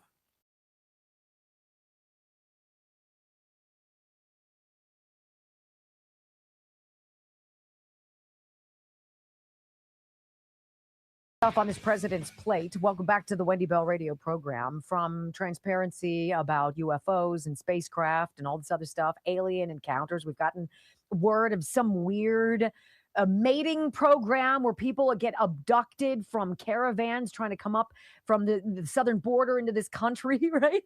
People getting plucked from crime scenes and whatnot and put in some mating program to mate with aliens and create a new species. And you're like, come on, man, I could barely pay my electric bill. I can't handle this, right? That's going on. All right. So that's going on. Just so you know, that conversation's going on. At the same time, People are now trying so hard to scurry away from all things Eric Swalwell. And we're going to put the screws on Ruben Gallego coming up after the next break. It's important. It's necessary. Kevin McCarthy, former speaker, he's got his own axe to grind, but he joined Jesse Waters and he's like, look, Democrats knew a long time ago who Eric Swalwell was, and he knows the exact year. Listen to what Kevin McCarthy told Jesse Waters. When I became leader in 2019, I heard that Swalwell, that the FBI had warned Congress and the leaders when Nancy Pelosi appointed him to the Intel Committee a couple of years ago. And you've got to understand how big this is. You only get appointed by the leader. It is the most coveted position in all of Congress. And he gets on in his sophomore year, and the FBI comes knocking to John Boehner and Nancy Pelosi and say, you got a problem here. This person has a relationship with a Chinese spy. Lo and behold, when I find out, because I wouldn't have known this before, I ask for a briefing, and I have Nancy Pelosi there with me. Now the FBI has a number of years and gives us the complete investigation on this. I literally turn to her in that room and say, how could you keep him on this committee knowingly? And Swalwell is her protege. Schiff and Nancy Pelosi protected this person, elevated him, made him like vice chair of the steering committee. He was so protected by Nancy Pelosi, she wouldn't remove him. I'm in the minority. I go to the floor and make a privileged motion based upon the information I have to remove him from the Intel Committee. They have 200 other members they could appoint there. She brings the hammer down. All those Democrats, every single one of them, vote against it to keep him on. It's unbelievable, he says, and yet it's the worst kept secret ever. There's an NPR article right here about this from 2019. So they created Eric Swalwell, who years before then, literally it was 2015, 2 years after he started serving as a congressman, that he got nailed with allegations of misconduct and other things. But this is where Kevin McCarthy says it was Pelosi and Schiff who pushed Swalwell into the California governor's race. What? Remember what they did in this governor's race. They hate Katie Porter so much when she started to rise. Swalwell wasn't even in the race. They push him in the race, and they put their whole apparatus around it. The California Teachers Association endorses. The SEIU, the strongest union in California. They don't just endorse, they pour millions of dollars into a super PAC. He was on the way, but there was one endorsement missing, Nancy Pelosi. And the moment it breaks, and remember where it breaks, the San Francisco Chronicle. This is the same newspaper that criticized me for removing Swalwell from Intel or trying to remove him before. And now they write this story. She leaves instantly. Nancy Pelosi starts to move to remove him. Gomez and Gallegos, Gallego was his chairman of Swalwell's presidential campaign. They went everywhere together. And normally when you go on foreign trips, it's Republicans and Democrats, your spouse is with you. They went on a lot of trips, just the two of them, in a lot of places. I think people need to look at that. I think people need to look at that, he says. I think people need to look at a lot of stuff, ladies and gentlemen. But this is very interesting, because coming up after this next commercial break, we're going to listen to what Carrie Lake has to say about Senator Ruben Gallego, the guy who reportedly beat her for Arizona Senate seat in 2024. She's got an opposition research binder on Ruben Gallego that makes the Bible look like child's play in terms of thickness, okay? It is quite interesting, and she drops the details that might open the door to actual real talk about 2020 fraud next on the Wendy Bell Radio Network.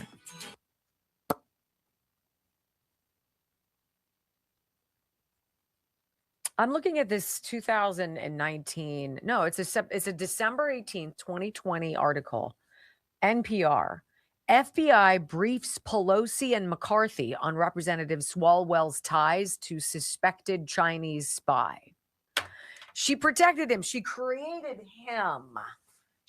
him, right? The way Dr. Frankenstein created a monster, right? And then he came to life.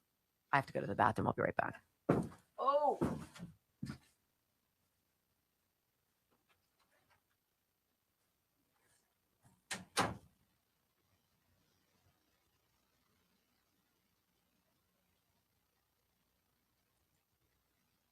if you've never seen Scandal or haven't at all, you need to watch it. They literally say that it's built on blackmail and bribery in the show. Like the show probably depicts Washington D.C. Now we know. Like before to me, it's like a House of Cards with Kevin Spacey. You're like, no way. How the plots in TV are playing out years later. Well, that we're seeing years later. It's yeah. So Terry J19, it's eerily good because it's so. They're talking about. I've got to the point where they're talking about rigging the election. It just so happens it's the Republicans, but they're talking about a certain kind of machine. If you have the SIM card, you can program it to do anything. I mean,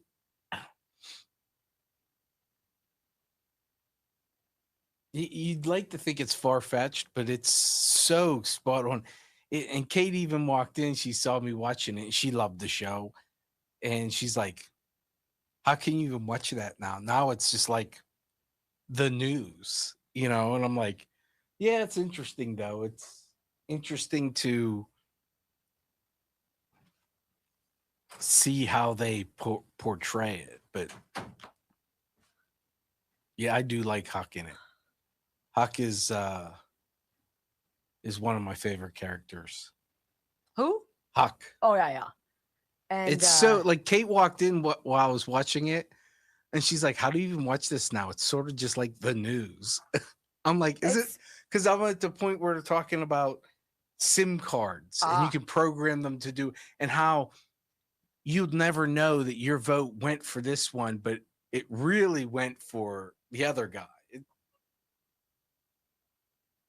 almost like they told you what they were going to do. Yeah. And then that's the thing about. Then they snatch people off the street and myrtleize them, cut them up into little pieces and dump them all over the city. I mean, it's like wild.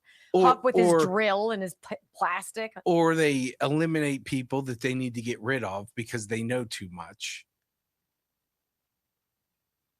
Yeah, you need to watch it again because then I can sit there and jibber jabber with you. Yeah, I need you to binge watch because I'm on season 2 already. Wow. All right, who wants to watch Scandal with us? We'll do it together as a group. Yeah, so start binge watching today because I can't put it off. Well, it's funny because that was the show before the 11 o'clock news when I was on the 11 o'clock news. And so we would sit there and watch it and then be annoyed that you had to go shoot promos or something. You're like, damn it. But it was always on. And I remember watching it and being like, this is so farcical. Oh, I jackass. Yeah, right. Now or you're it's like, so like forward thinking because it was already going on. That's the stuff that's already been going on, right? I'm waiting for what was the last survivor or the designated survivor. Designated survivor. Yeah. Who's that going to be? When are we going to blow up Congress? Who's that schlub going to be? Right? I don't know. I want to tell you guys about Health Revolution. And actually, I think it's something that I want to talk to Health Revolution. I want Brock to talk to Health Revolution because I really think that there is a much better way for a lot of us to get our health insurance. If you have a million questions about doctors and coverage and copays and deductibles and open enrollment and oh my gosh, and how do I do it? And what's the penalty? And blah, blah, blah. What you need is peace of mind so that if something happens to you, you know that you're not screwed. That's just it. And we're paying too much. And we're forced, like sort of with our cable bill, to get too much. We don't want all that. I don't need 150 channels, right? But you're stuck doing that. Health Revolution is different. If your health insurance actually worked for you, could you imagine this? Imagine cutting your monthly premium in half. Health Revolution offers innovative health plans that save you 30 to 60% compared to most Affordable Care Act marketplace plans, no copays. reasonable deductibles, and the freedom to see any doctor you choose. And for most families, that's hundreds of dollars back in your card, back in your bank account. If you're self-employed, you're paying for your own coverage, you're on COBRA, or you're just done overpaying and you're under the age of 65, I want you to go to info.healthrevolution.net. Info.healthrevolution.net, 800-868-6187. Jot down the number. There's no time to do it. It's not like you can do this anytime, but why not now? 800-868-6187. Info.healthrevolution.net. We know the guy. He's a good guy. You're not going to get screwed over. What? By the way, Ron 1402 is his first time watching one. And you love me. Say it. Say it with me, That's baby. funny. He didn't say that.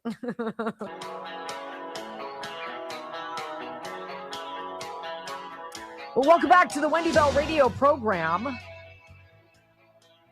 The reality is all this stuff has been going on for years, whether it's UFOs and scientific research on alien craft that have crashed into our country, right? Whatever it is, if it's the degree to which the deviant behavior has been the norm on Capitol Hill. Again, I am a baby in my infancy of knowledge about all of this, about how bad it's been, but we're getting that trickle. Right? Carrie Lake in 2024 tried to scream it from the mountaintops. She had the fake news apparatus coming down on her. The Democrats had anointed this Ruben Gallego guy who was a state lawmaker in some capacity in Arizona and helped Swalwell with his campaign, what have you. I think he helped him with his presidential campaign because Eric Swalwell at one point thought he was going to be president. Scary as stones, right? But Carrie Lake running against Ruben Gallego for that coveted Senate seat in Arizona, that, by the way, President Trump won Arizona, but Ruben Gallego beat Carrie Lake. Riddle me that. Of course, it makes you say, and it should. And all of these results need to go be looked at. And I'm hopeful that when Congressman Tim Burchett says, Mr. President, you're peeling back the layers of this onion, right? Whether it's the unidentified alien phenomena or what have you, Americans deserve to know we can handle the truth, especially if we're paying for it. And so he says to the president, look, we got to do this. Well, look, there's got to be a realistic look at 2020, and it's going to come out. It's got to. All of this is going to come out. Carrie Lake is on with Benny Johnson over the weekend, and she's like, isn't it strange how the people closest to Eric Swalwell swear they didn't know? Like Carrie Lake says, Ruben Gallego's 2024, her Senate opponent, the man, she got reams of opposition research on this fellow, Ruben Gallego, who ended up winning. And this is what she said about it to Benny Johnson. You get what they call opposition research. You get that on your opponent when you're running against them. And I had the dubious honor of running against Ruben Gallego. And most people would have, a little bit of a couple of hits against them of stupid things they've done in the past. His was one of those massive 3-ring binders. It was so heavy, I couldn't even carry it around. That's how much dirt he had in his past, from shady dealings, shady previous employment, lying on federal forms when it came to get his mortgage, and really taking what was a program for veterans to get them into their first home. He used that to buy a second home, $1 million home in a DC neighborhood, and lied about where his residence was. He lied about his past. He lied about the reason he changed his name. He changed his name to Gallego because he didn't want people to find out that his father was a convicted felon, drug trafficker for the Mexican cartels. I mean, I was going through this, Benny, and I'm like, how could the Democrats run this guy? This is blackmail material upon blackmail material. And then you get to the part about women, okay? Real creepy. As a matter of fact, when he worked down at the state legislature, the Democrats, his own colleagues, had a nickname for him. They called him the troll because of how he would troll and creep women out. And these were his own Democrats, his fellow Democrats.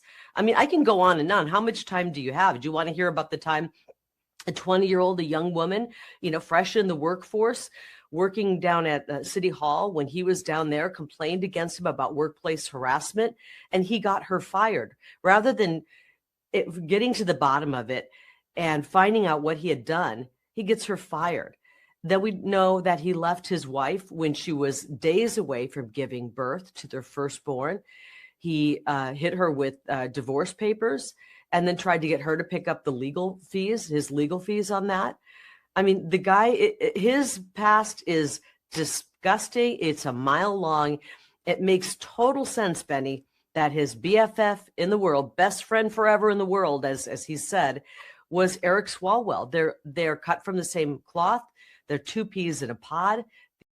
And then she says, Ruben Gallego, the senator who beat her, needs to be investigated for allegedly receiving fraudulent contributions and getting vote totals that simply do not add up. And there's been talk about, will Ruben Gallego resign? If things start to really pour out on him, will he resign? I want him to be investigated, not just for things he did to women, which I think, just looking at his past, I mean, walking out on your wife when she's just a couple days away from giving birth is pretty bad. And the all the accusations of unseemly behavior toward women in professional settings, I think those are pretty bad. I think the fact that he lied on his mortgage forms is bad. But one thing that never has been looked into, and I was sounding the alarm on this, is the Act Blue allegations of smurfing, bringing in millions of dollars to his campaign and using people's names that really didn't make the donation. When are we going to look into those campaign violations? And that goes across the board for Democrats. And when are we going to look into the shady results of the election? You will never get me to believe that Ruben Gallego got almost as many votes as Donald Trump in the state of Arizona. Donald Trump won in a landslide victory in Arizona, the biggest victory he had in any of the battleground states. And they want the voters here to believe that Ruben got more votes than me. I got more votes than Kamala Harris. In order to make these votes work in Ruben's direction, they had to give him more votes than Kamala Harris and almost as many votes as President Trump. It doesn't make sense. I wish the media would start looking into that. They were counting for 10, 11 days. 3 days after the election, they mysteriously found 14,000 ballots in Pima County. 4 days after the election, we woke up to find out they had doubled the number of ballots in Yuma. I called down there. I said, wait a minute. You had 8,000 votes total for Yuma. And then all of a sudden you found 9,000 additional ones today. Oh, yeah, we found them in a vault. They were found in a vault. There's so much shady business going on when it comes to elections. Arizona, I believe, has a puppet government right now, and Katie Hobbs and the Secretary of State, Adrian Fontes. And the scary thing is, obviously, we'd all love to see Ruben Gallego out of the Senate. I don't believe he belongs there. But if he were to resign or be removed from office, Katie Hobbs will get to choose who his replacement is, and that replacement will stay there until the 28th election. So it's just a mess. Arizona is the victim of all of this nonsense and, in my opinion, criminality when it comes to elections. And we need to get to the bottom of those elections. I mean, it's not even debatable anymore. Anybody out there who still says 2020 was safe and secure and that you could depend on the results is smoking something serious. And it's illegal, right? It's ridiculous what's going on, and that's going to come out. Then there's this progressive commentator. I do not know who she is, but she apparently ran in the Democratic primary for a New York State Senate seat, 2022. Her name is Nomiki Konst, and she is on the Tara Palmieri podcast. She's talking about Eric Swalwell hitting on her many years ago when she was trying to get into politics, and hit on her at a DNC function in which all of the top people were there, and he did it in plain view. Listen. So I'm sitting at the table with some commissioners and other people, and Eric Swalwell comes over. I didn't know who he was. He was a recently elected congressman. I think he was on his first or second term. And he sat down with us and he bought me a Prosecco, which I just thought was to celebrate. And then he started to like zoom in on me and lean in. And then he got up and he went to the bar again to get another drink. And somebody at the table said to me, you know, he's really aggressively flirting with you. We were all talking as a group. And then suddenly he's just like all on me and like, you know, touchy feely, like touching my hands. And they're like, he's married. And I was like, well, I'm not interested in him. But then I was thinking as I was sitting there, in that moment in 2018, as he was touchy-feely and it was very clear to everybody that he was flirting with me and that he was married, I was just thinking, I don't want to be seen talking to somebody who's married. So I got really uncomfortable because I didn't want my reputation to be affected by that, even if I was not, flirting back. So I got up and I left. Flash forward 6 years later, he shows up in my DMs again on X. And it was about something completely unrelated. And I was like an opening for a conversation. And I literally don't think he knew who I was from the first time. So what my takeaway from that experience, nothing happened between us, was that he was doing it out in the open in a DNC meeting with like Donna Brazile in the room and like senators and Congress members and DNC members and press. And I'm like, you are so reckless that you are just out here in the open acting like this. So it was an open secret that he at least cheated on his wife. Like for me, I didn't know anything beyond that. And it wasn't anything, super alarming because there's plenty of people, unfortunately, who act like that. But what really gets under my skin is how this man thought he could get away with it in 2026. This isn't like JFK where you can like hide all of his, his behaviors. This is an era where we're in a post-Me Too era. Anthony Weiner got caught doing what he did like 15 years ago. He's sending photos. He's in writing. And he thought he was going to be governor. He thought he was still going to be congressman, that he would get away with this. How is that brazen behavior out in the open, alleged behavior, Swalwell to her, any different than the open, brazen behavior of the 2020 election at State Farm Arena, where they just shut everything down, said there was a water main break, and with cameras poised and rolling all through the building, went and loaded all night long ballots again and again and again and again and again over through the scanners. That is a degree of comfort, ladies and gentlemen, that comes when you are owned by the apparatus. You are part of the machine, and the machine is giving you cover. They didn't even care. They didn't even look up and were like, oh, maybe we should put some plastic, something on top of the camera so it can't see. They didn't care. It is that brazenness that George Santos, the former Republican congressman, told Lydia Surinai of Newsmax, the sexual deviance on Capitol Hill, he says, is astonishing.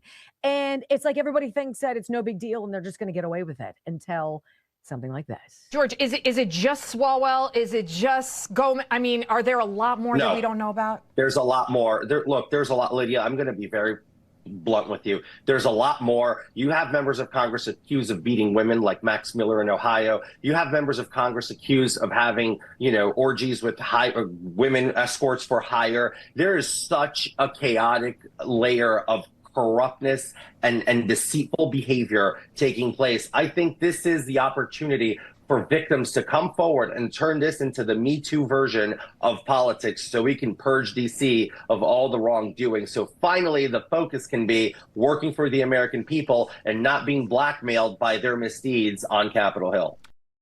So the question I have is, does Congress attract deviance, or does Congress make deviance? Right? Because you can't tell me that everybody and his brother, who's just a whack job, corrupt individual, goes into this line of work. It's got to happen when they're there. Of course it does. When we come back on the Wendy Bell radio program, Senator Ruben Gallego, desperate for you to believe him, but his political career may be toast. Hear from him next on the Wendy Bell Radio Network. I mean, isn't it so... The thing that the gal talking to Tara Palmieri says, the thing that I got out of that is that he acted as though he was untouchable. That's what we saw during COVID, during the 2020 election, during so much, just people doing things because they just have gotten away with it for so long. It's just the way it goes. Why would you tell the truth? Why would you not cheat on your spouse? Why would you pay your taxes? Why wouldn't you fudge your mortgage up, right? Why wouldn't you lie on your federal forms? Why wouldn't you get smurfed money from, other countries from dark donations? Because that's what Act Blue was. Oh, and the one guy dismantled all of that, ordered all of that to be dismantled. And then they went after Elon Musk for that. Got it. It's so interesting to see how this all works. And it's kind of disheartening too, because you're like, ew, there's really some depravity out there. This is why my circles are very small. A healthy fat, healthyfat.com/Wendy. I want to ask you, if you could lower your blood sugar and not be on some kind of prescription for that, would you be interested in that? If you could lower your blood pressure, or if you could stay calm, if you could take something that wasn't a drug, that acted as though it was, and it took you with nutraceuticals and various things, adaptogens, things that occur in nature, that it could take your stress and anxiety down so you didn't have to take Xanax anymore. Would you like that? I would. All of these things are available to you without a prescription by going to healthycell.com/Wendy. Healthy Cell is just an innovative way of getting the best nutrients and supplements down to the cellular level, which is where it needs to go. And when you take pills and they have to go through your gut, they don't always process, and so you don't get the full benefit. Having it in a gel formula, and so all of the formulas are in these gel packs, slurp them in, they're delicious. Nothing's like, there are 15 different formulations, everything from your vision to your bone strength to your mood and attitude and calm to hair, skin, and nails, all sorts of stuff, right?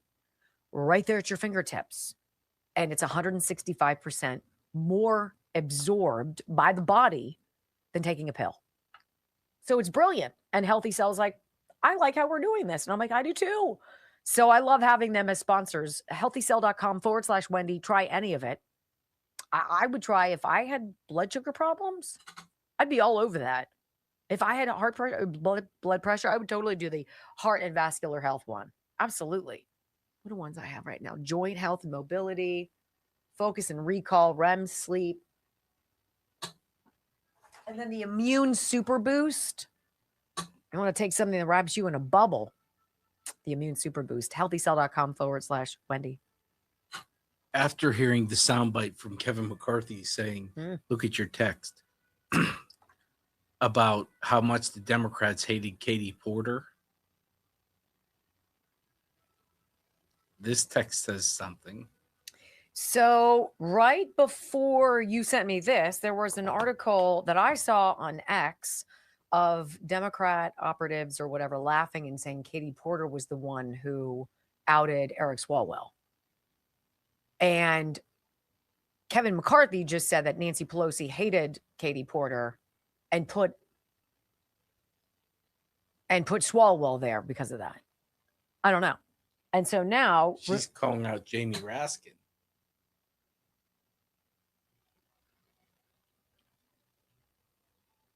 Oh, they're eating their own. Let's go. It's getting good. Let's freaking go. Remember, all your homework is to watch Scandal. Mm-hmm. Right? They're a lot more attractive on television than they are in real life.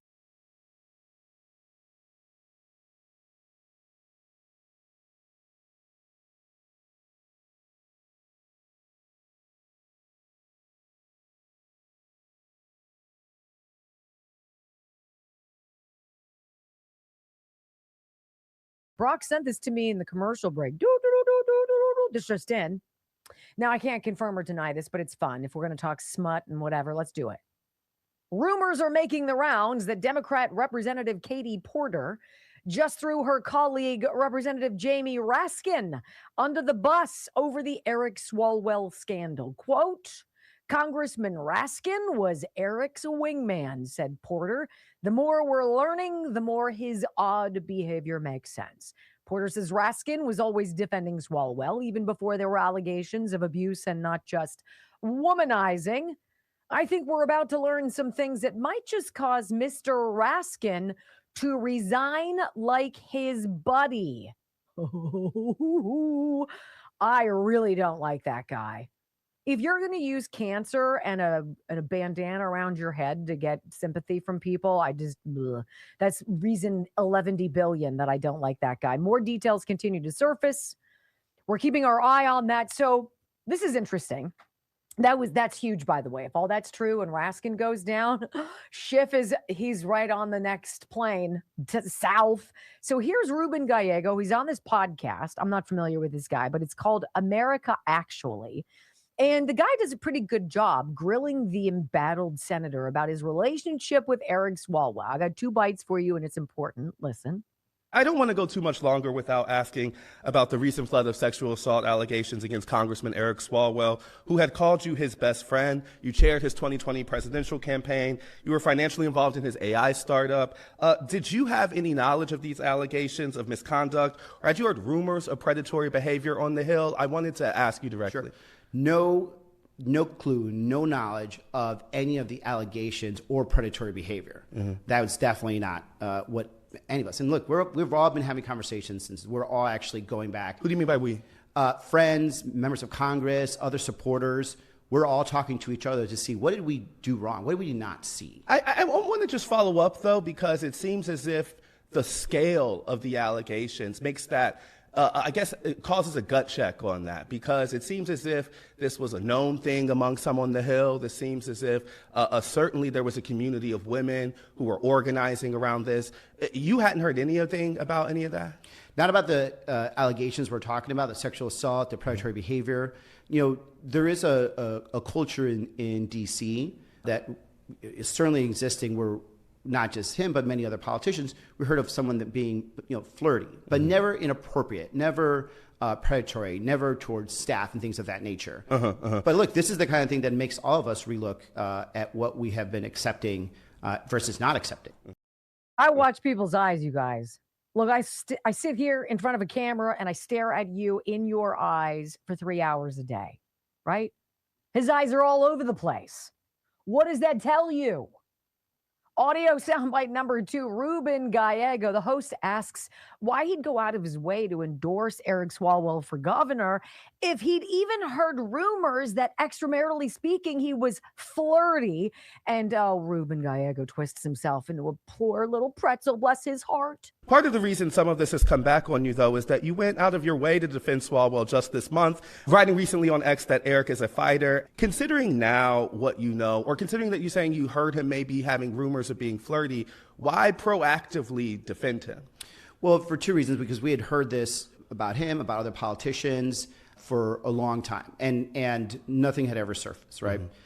Number 2, he exactly knew what to say to me, because I had just gotten off a very hard 2024 campaign where I had some of the worst, things said about me on commercials to tens of millions of dollars that my kids have to see. And they and some of his staff pushed that button on me. And it was a mistake. I mean, without a doubt, it was a mistake. Let's be clear. And knowing now everything I know of, would never have done it. But knowing now everything I know, especially of the sexual predatory, we would not have had the relationship that we had. I don't think they've sped up that audio. I think that's just he's swallowing his words, trying to get his talking points out. Look, if these guys, if Carrie Lake is correct and Ruben Gallego and Eric Swalwell took trips together without family and without spouses, you mean to tell me that Ruben Gallego only heard kind of through the grapevine whispers that Swalwell was a little flirty when the young lady telling podcaster, what's her name, Palmieri, she was like, he was in broad daylight in front of everybody at a DNC convention, making moves on me, trying to buy me drinks, touching my hand, getting into my private space. Give me a break, Ruben. And by the way, there are some people like Schiff, who's an expert deceiver. And then there are people like Ruben Gallego, who are dirty and not that bright. And it's a bad combination for everybody. And he's feeling it now. Are you still going to run for re-election in 2028? We'll see. Oh, won't we now? Oh, won't we now? When we come back, hour number 3 of the Wendy Bell Radio program on tap.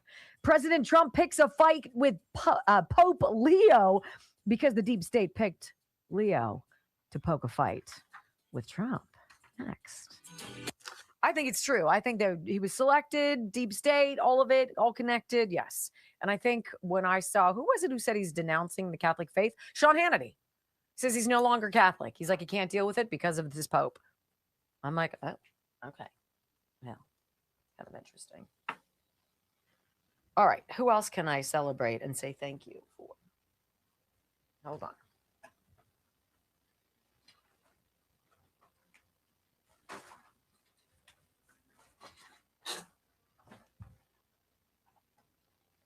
All right, guess where I'm going after I almost said after school today. Guess where I'm going after the show today? I'm picking out shingle colors at Ireland Contracting. I know you guys are super, super jealous about that. One for bourbon, 2 for midnight plum. I'm going to take pictures and I'll put it out there and be like, what do you think? What do you guys think I should do? I need to have my answer soon because the roof comes out on Friday. And yeah, we better get on it. 1-800-NEW-ROOF, IrelandContracting.com. And I'll have more to report tomorrow, but I'm going through the same process you would if you were a customer of Ireland Contracting. This is one of the benefits of living in the vicinity of this show here in Pittsburgh, is that there's a good chance that Ireland Contracting is in your service area. There's a good chance that Dan Ireland, the Ireland's son, who's a phenomenal electrician, who's creating quite a business, and now has his own apprentice, which is very exciting. I love being able to give people who are starting out business, and he's done a great job. And while I'm gagged at the cost of my skylights and roof, it is what it is. And it's in keeping with the other estimates I got. So, right. Ireland Contracting, 1-800-NEW-ROOF, IrelandContracting.com. All right. I wanted to say thank you very much again to Shannon. Shannon did this. She got me a cute little towel. She sent me all sorts of stuff from Colorado. Isn't that sweet? It's a very cute little towel. It's got all of the best stuff, knowing that I love that state. Thank you. That was very nice. And this was a cute little birthday gift. Thank you. And their little bag. That's so nice. Thank you. Thank you for that. You're so kind. So kind. How about this? Brock got one too. This is from Knox, Pennsylvania. This is, hold on. I got this. She thought I didn't have one already. Oh, silly girl. This is from Elaine. Elaine, that you were out and that you were thinking of Brock and me and got us both one of these. I think that's freaking brilliant. Thank you. Thank you. Thank you. That was very sweet. I love that you thought of us. And this is just a cute, you guys send me cards. I mean, I love you. How about that? Who wants to read the pocket constitution or the Constitution here? I think I'll need a magnifying glass for that one. Holy Moses, right? That was so cute, though. Thank you. Some real education to be done there, I'll say, right? What else is going on, y'all? Let's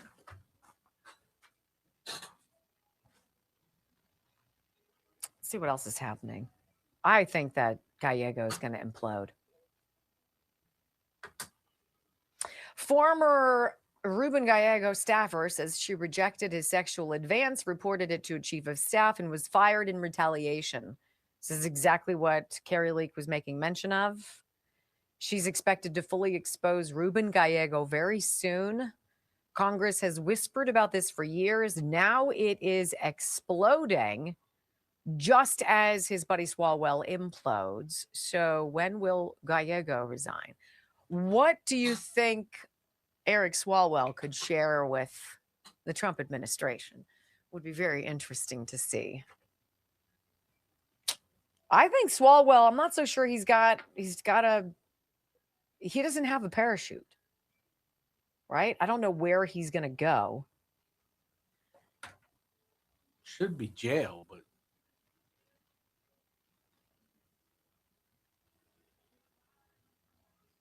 some very interesting things happened this weekend. Did you see Trump signing the executive order to speed up the process by which people can try experimental drug treatments? that was, to me, is exciting. Mm-hmm. And the use of psychedelic drugs to, and not pharma psychologic drugs, but stuff that actually occurs in nature, used for veterans suffering from PTSD and being able to work through that one prism of anxiety and stress and break through to the other side to live a more normal, functioning life. It's huge. Yeah. And of all the people who we should give every opportunity to try anything to get their lives back, it should be our veterans, period.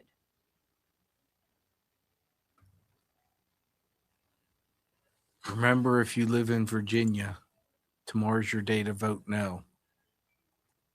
No means no. No to the gerrymandering. Yeah. But if you're listening to this and this show and you don't vote, I'd be shocked.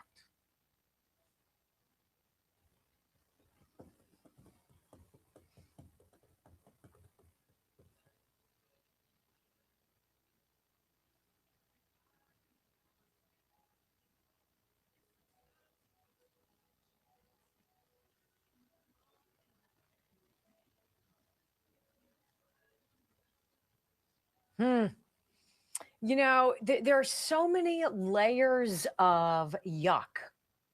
This whole Catholic Church thing. I mean, if anybody out there thinks the Catholic Church ought not be routinely criticized or scrutinized in every fashion, is smoking whatever Ruben Gallego is. And yet they brazenly believe they can just do whatever they want. And then they finger wag you. Move priests around and then pass the hat and expect you to cough up, proving that you're a good follower of Christ. Yeah. I'll give you a good follower of Christ. Wow.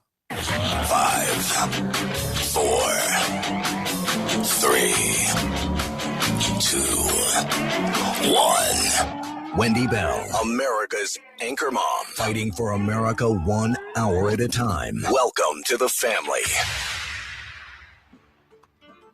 She once hosted a 3-hour show in just 15 minutes.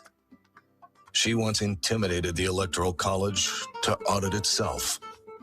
Her monologues are so sharp, they're considered a concealed carry weapon. Fact-checker sites routinely issue her a retraction a week in advance. Even her commercial breaks trend on social media. Her freedom of speech has diplomatic immunity. She doesn't just drain the swamp has to ask for cab fare. Wendy Bell is the most interesting conservative woman on radio. Keep rumbling, my friends. 3 hours of bold truth and excellence. You've just signed up for the WBR Army. Strap in. This is the Wendy Bell radio program.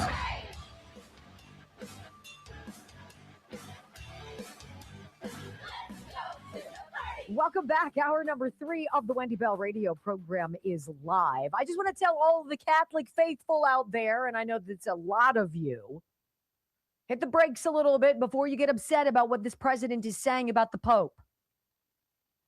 Because what this president is saying about this Pope is calling out this Pope for having some very interesting ideas about war. This Pope, Leo, and Donald Trump are in some kind of a holy war, they are saying. It's untrue. President Trump is merely calling out and exposing the Pope's prior tweets that somehow were memory hold and evaporated. But of course, super sleuths were able to track down. This is not some moderate, middle of the road Pope. This guy is an active leftist. And I firmly believe that he is part of this whole deep state establishment that's all about screwing over Trump, calling out Trump for blowing up Iran, rightfully so, for the threats they've caused the world for half of a century.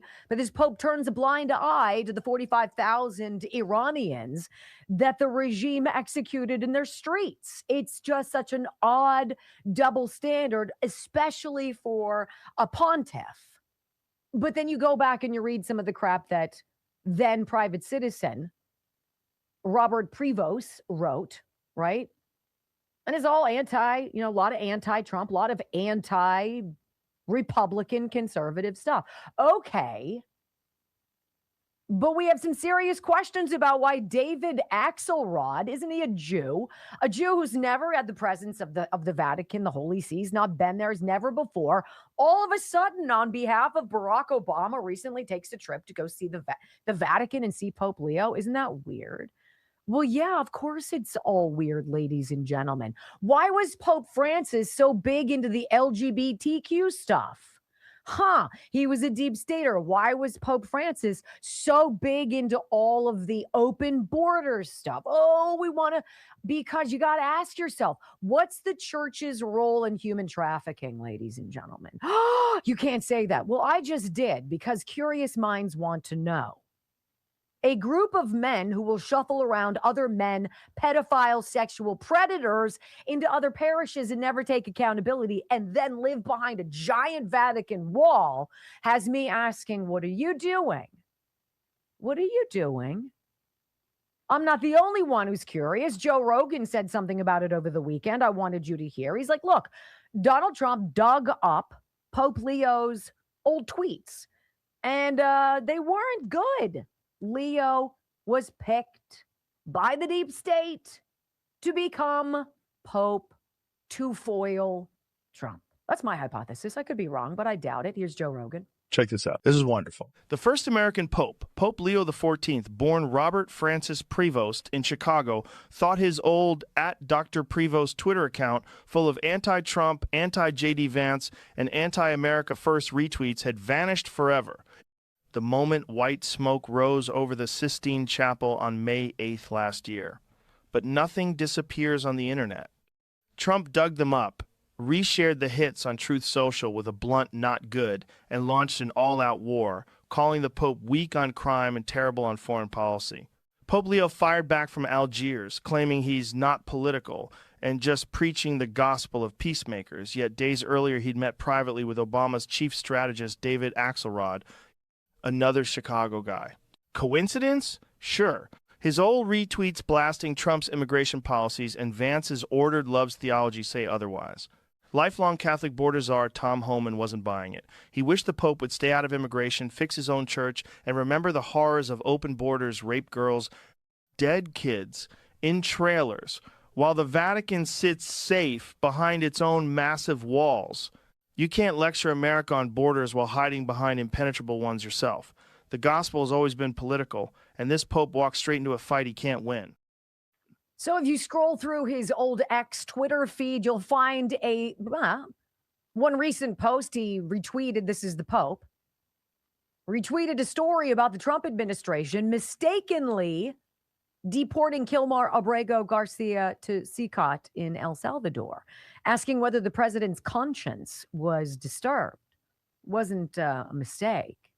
He was sent there because he had MS-13 gang-banging, human smuggler, wife-beating goon, Your Holiness. In another, Pope Leo linked to this is before he was Pope because they tried to erase it.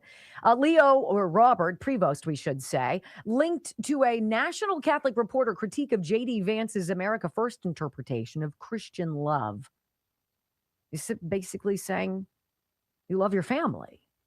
And Pope said, no, you don't. You love God first. And in yet another, he shared an America Magazine piece questioning that same ranking of love: family, neighbor, nation, and then the world. 3 of his 5 recent posts addressed American immigration policy, not with partisan barbs, but with gospel urgency.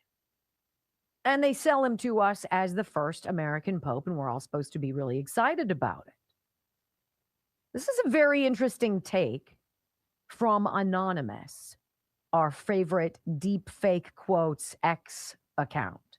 These are the videos about various things. This particular one is about what President Trump has been putting out on Truth Social about Pope Leo. And he says, some see a message directing attention to the Pope and to the Vatican in the image that the president posted. So he says, let's go back and revisit a past post and what it may be pointing towards. And it all boils down to the first Jesuit Pope, a break from 500 years of Vatican tradition. And that first Jesuit Pope was Francis. In the image the president posted, some see a message directing attention to the Pope and the Vatican. So let's revisit a past post and what it may be pointing toward. There's something most people don't realize about Pope Francis, something hidden in plain sight. He was the first Jesuit pope ever in over 500 years of church history. That's not just trivia. That's a break from tradition so massive it shook the Vatican itself. The Jesuits, also known as the Society of Jesus, were never meant to become popes. They were the strategists, the missionaries, the intellectual warriors of the church, trained to serve power, not hold it. For centuries, it was understood, even unspoken, that no Jesuit should ever become pope. Why? Because they were too powerful, too political, too global. And then came Francis. He wasn't just a humble priest from Argentina. He was a high-ranking Jesuit, trained to think strategically, globally. And under his papacy, we saw exactly that. Climate declarations, interfaith outreach, support for global governance structures. Everything the globalist class could hope for, from a man in white robes. So when people say he was just a reformer, look deeper. He was a symbol, the first Jesuit pope, and perhaps the last. And now I find this article on CNN talking about this back and forth between the Pope and President Trump. And this is what CNN says. A peace and faith-focused sermon delivered during Sunday Mass at St. Patrick's Cathedral in New York City did little to clear the minds of some parishioners who walked out of church, saying they remained distraught over the extraordinary conflict that erupted between Pope Leo and President Trump a week ago. Some Catholic supporters of the president say they took issue with Trump's fiery comments about Pope Leo, the first American pontiff. In the 2024 presidential election, Catholic voters broke for President Trump, with nearly 6 in 10 voters voting to re-elect the president, according to a CNN exit poll. I like Donald a lot, but he needs to calm down, said Lola Reese after attending Sunday Mass at St. Patrick's. Or maybe, Lola, President Trump is telling you something that he thinks you ought to know, something that might make you look and think more critically. Maybe you determine that this Pope is the greatest thing in the world, that there's nothing at all wrong with the Catholic Church, that it always operates according to the wishes of God, and that you are, when you go, touched by that. Or you can see it as an organization run by flawed men who are tempted by the same devil that everybody else is. And when the Pope is involved in politics, which it always is, right? Things can get a little dicey. The president's back and forth with the Pope, CNN says, might hurt his relationship with his supporters, this woman said. She called for the president to back off and kind of calm down his little bitty teeny streak of a little meanness here and there, she said. Lola, one thing I've learned about this president, he often doesn't open up rabbit holes or ideas, tracks that you and I should talk about if there's no there. I find this Pope's quiet, his inability to maybe call out Iran, perhaps a giant red flag. Maybe Lola wants to check into that. We'll see. Anyway, the fight continues, and we will keep watching it. When we come back on the Wendy Bell radio program, Stopping the Fraud is job number 1. Dr. Oz with a huge update from LA as California officials try to take credit for it. Next on the Wendy Bell Radio Network.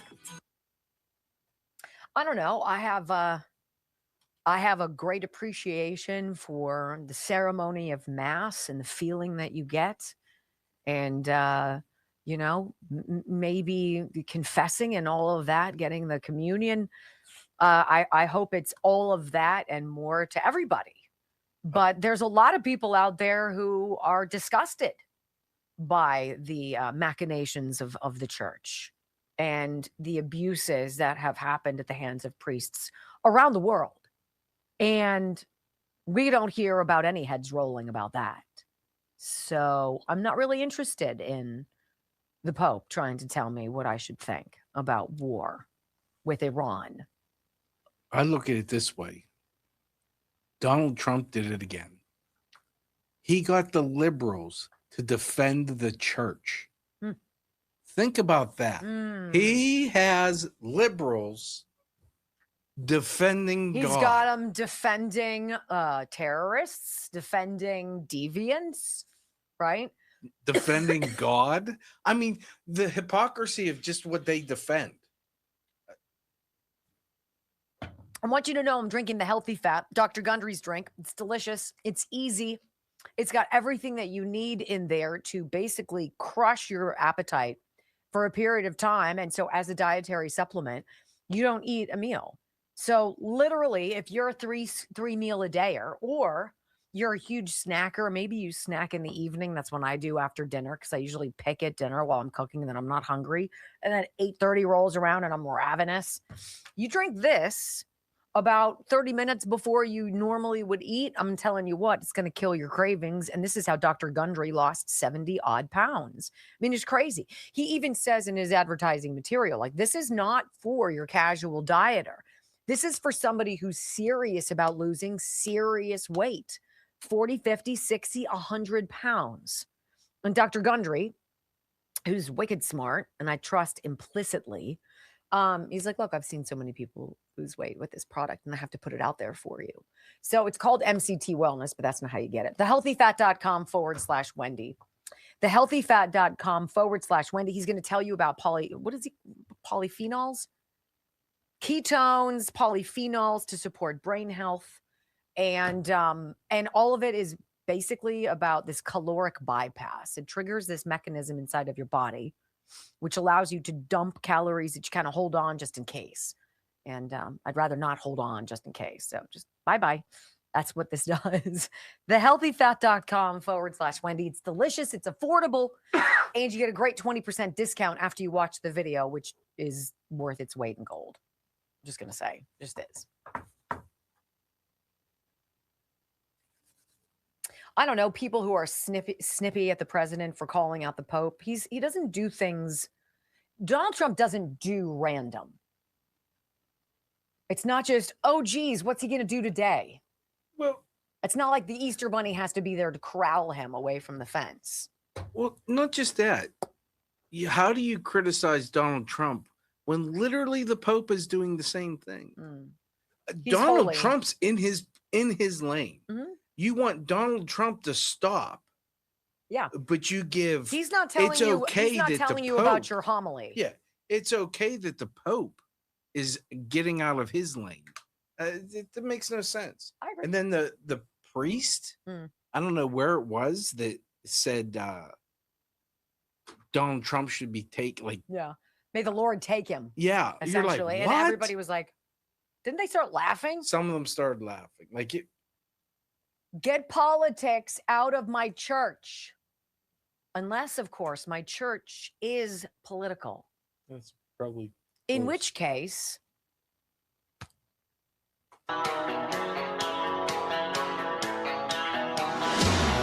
Welcome back to the Wendy Bell radio program.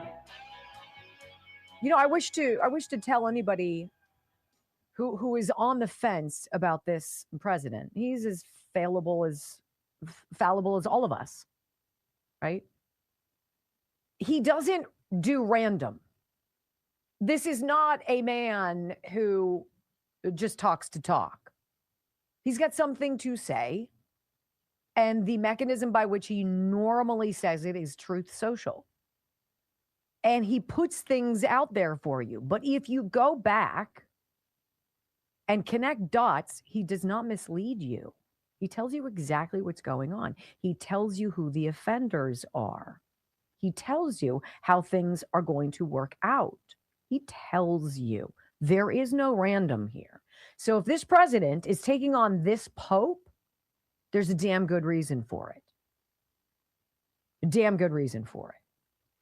Now I want to talk about some of the fraud that's going on. Dr. Oz said something on News Nation that I thought was phenomenal. Look, the speed with which fraud is being stopped in California vis-a-vis Minneapolis, totally different ballgame.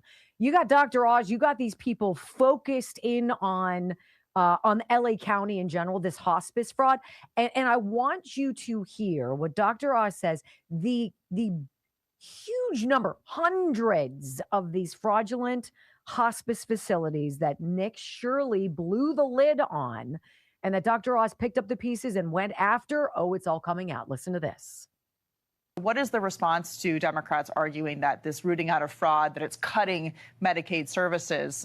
What is your response to that? None at all. They know it's manufactured. That's why when they say this sort of, like sheepishly mention the possibility that you might once in a while hurt someone that's innocent. I argue that if you take a child with autism and you give them the services they need, you're doing a great service. It's the right thing to do. We're great people. We'll always help folks in need. But if every mother is pretending, because they're getting paid, that the children in the neighborhood have autism, which is bad for those kids, by the way. And you're seeing that. And we're seeing that in Minnesota. You take a budget from $3 million to $400 million. You do that by creating programs and manufacturing services that aren't supposed to be used. But what you're doing is you're hurting the child who really has autism because they can't get access to services, and you're corrupting the entire system. We're seeing the same thing in California with hospice, where you have 1/3 of all the hospices, Katie, in the entire country are in Los Angeles, not California, just LA. I mean, how many people are dying there? Yeah. Right. So you obviously have allowed a little bit of corruption. red flag. And I'll make this announcement on your show. We have stopped payments to 450 hospices in California. Guess what? Not one has called us asking to reinstitute them. Wow. Now, they may change their minds over time, but in 10 weeks, we've shut down 450 payment systems to these guys. That's representing at least $600, $700 million just this year, and no one's complaining. Not a 450, not a single phone call from any of those shut down hospices saying, hey, you've done this by accident, or you've made a mistake, which tells you they're all phony. Of course they're phony. And then California gubernatorial candidate Steve Hilton, he drops this number yesterday. It was crazy on Fox. He's like, look, the same way fraud happened under Ilhan Omar and Tim Walz's nose because they were in on it. Don't tell me Gavin Newsom hasn't been in on this as well. The fraud under him is staggering. It's just like Gavin Newsom, he fixed the homelessness problem many years ago. He kept announcing that he's fixed it while the problem gets worse. I mean, this guy's a total disgrace, Gavin Newsom. If it's been fixed, then why is the money still going out? He says it was fixed in 2021. Those payments were from 2024. Right. He's just lying and gaslighting as he is on every single issue. And the truth is that California has got more fraud than the rest of America put together. And Dr. Oz is absolutely right. We need cooperation with the federal government. When I'm governor, that's what we'll get. In the meantime, I mean, we're trying to find it as well. My organization, Cal Doge, part of my campaign, we estimate now that the total fraud in the last 5 years in California, $434 billion. And what are they doing about it? Nothing, because they have total contempt for taxpayers. They don't consider it that it's our money that they're stealing and wasting, and that is why they're going to lose this year. $90 billion a year. Remember when we heard it was going to be like $9 billion in Minnesota? And we were like, what? And then President Trump said it could be double that. It could be 4 times that. It literally could be $40 billion that has been stolen from taxpayers in the state of Minnesota. And that doesn't scratch California's surface. $434 billion that Steve Hilton alleges California Democrats stole from taxpayers in just 5 years. That is more than every other state combined. That is $90 billion a year. And everybody's looking at California saying, why is it so expensive to live here? Why are there no social services? Why are the homeless everywhere? Why is such an open air drug problem? What is going on? We've got to leave California. Yeah. Bang, bang, bang. You guys, something big happened in the Oval yesterday. President Trump signing an executive order for veterans suffering from PTSD, saving their lives from suicide. Next on the Wendy Bell Radio Network. I like this story. I do too. I do too. And I think it makes good sense. Look, when we watched Scott Adams, have that same aggressive cancer that Joe Biden has. I don't know. Joe Biden seems to be doing all right. What do you want to bet? That's bullshit. He doesn't have that cancer, right? If what we see out of Scott Adams and his demise is any indication, come on. They give Joe Biden cancer, so he has a way to Soft landing. Shuffle off into the darkness. Watch Nancy Pelosi. She's going to become extraordinarily feeble coming up. She'll be like, oh, they'll say she's got some form of dementia. Oh, she doesn't recognize us anymore. She can't be held accountable for being a snake, being the head of the serpent, Nance, you are. But you didn't know anything about your investments. Kind of like Ilhan Omar, my accountant said, I don't know where she got $30 million. We only have $4. Oh, well, somebody's telling the truth and somebody's a felon. So what is it?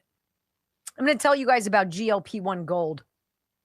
Lots of interesting ways to lose weight. And I think I say, how about a setup and a salad? If I don't drink beer for 4 days and I eat smart and I don't snack at night, I can lose 5 pounds, 4 to 5 pounds. Is probably that like water and all that? Yeah, probably. But if I had to squeak into a nice dress, I could probably get myself there in a couple weeks.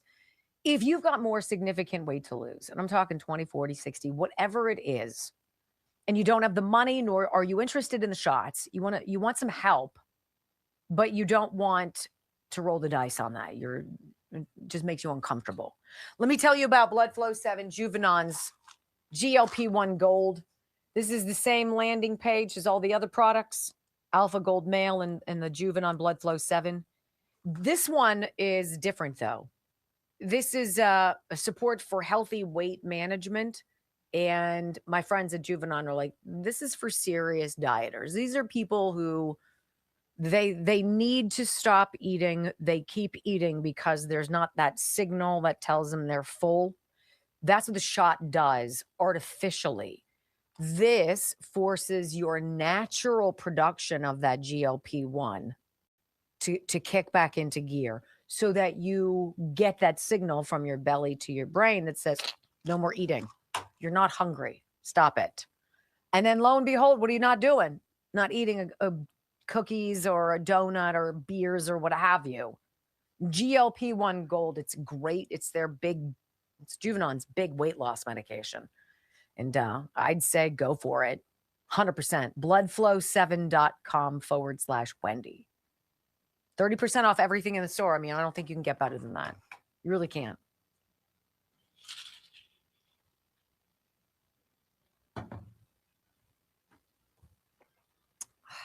What else is going on out there? Let's see how we're doing. 255. Ooh. 215. No, I have to refresh that. 274 comments. Because that makes me happy.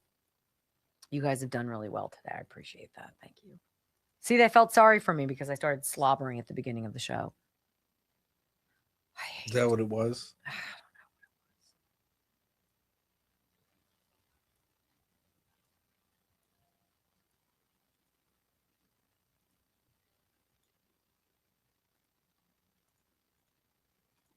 I have so many open tabs right now.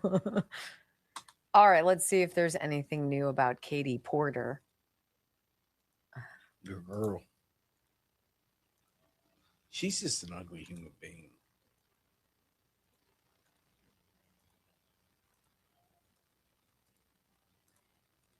Oh, no. Oh, Harry. Oh, no. Poor Harry. Did he disappoint you again? Yeah, Trump's not polling well based on inflation. So he's getting creamed. It's for no other reason. People look at the gas pump and blame the president. People look at the price of bread and blame the president. And then 2 minutes ago, Trump tweeted out or truthed out, the Iranian leadership has forced hundreds of ships toward the United States, mostly Texas, Louisiana, and Alaska to get their oil. Thank you very much, President Donald J. Trump. He just knows how to needle everybody, doesn't he? It's very interesting. I thought Dr. Oz was fascinating. I like this Dr. Makari, yeah, he's legit. He was always great.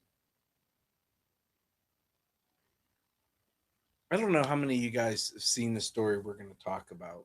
She's going to talk about. It was sort of like Friday afternoon, I think, is when they did it. It was a Friday afternoon or Saturday, but I saw just a random interview on Fox yesterday. I happened to be watching, and that's one of the sound bites. But the guy's description of it was fascinating.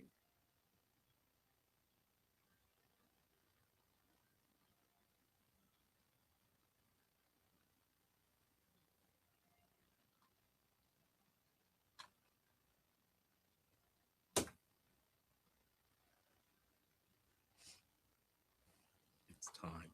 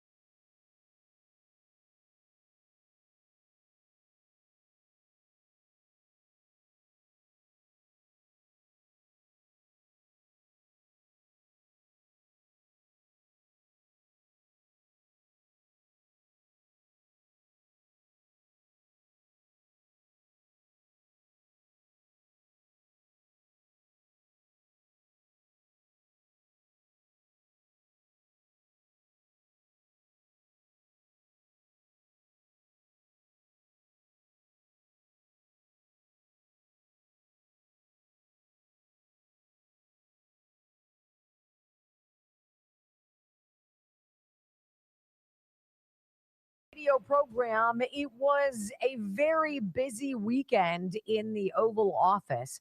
I'm going to read you this from Reuters, and this says Trump signs order to accelerate access to psychedelic drug treatments.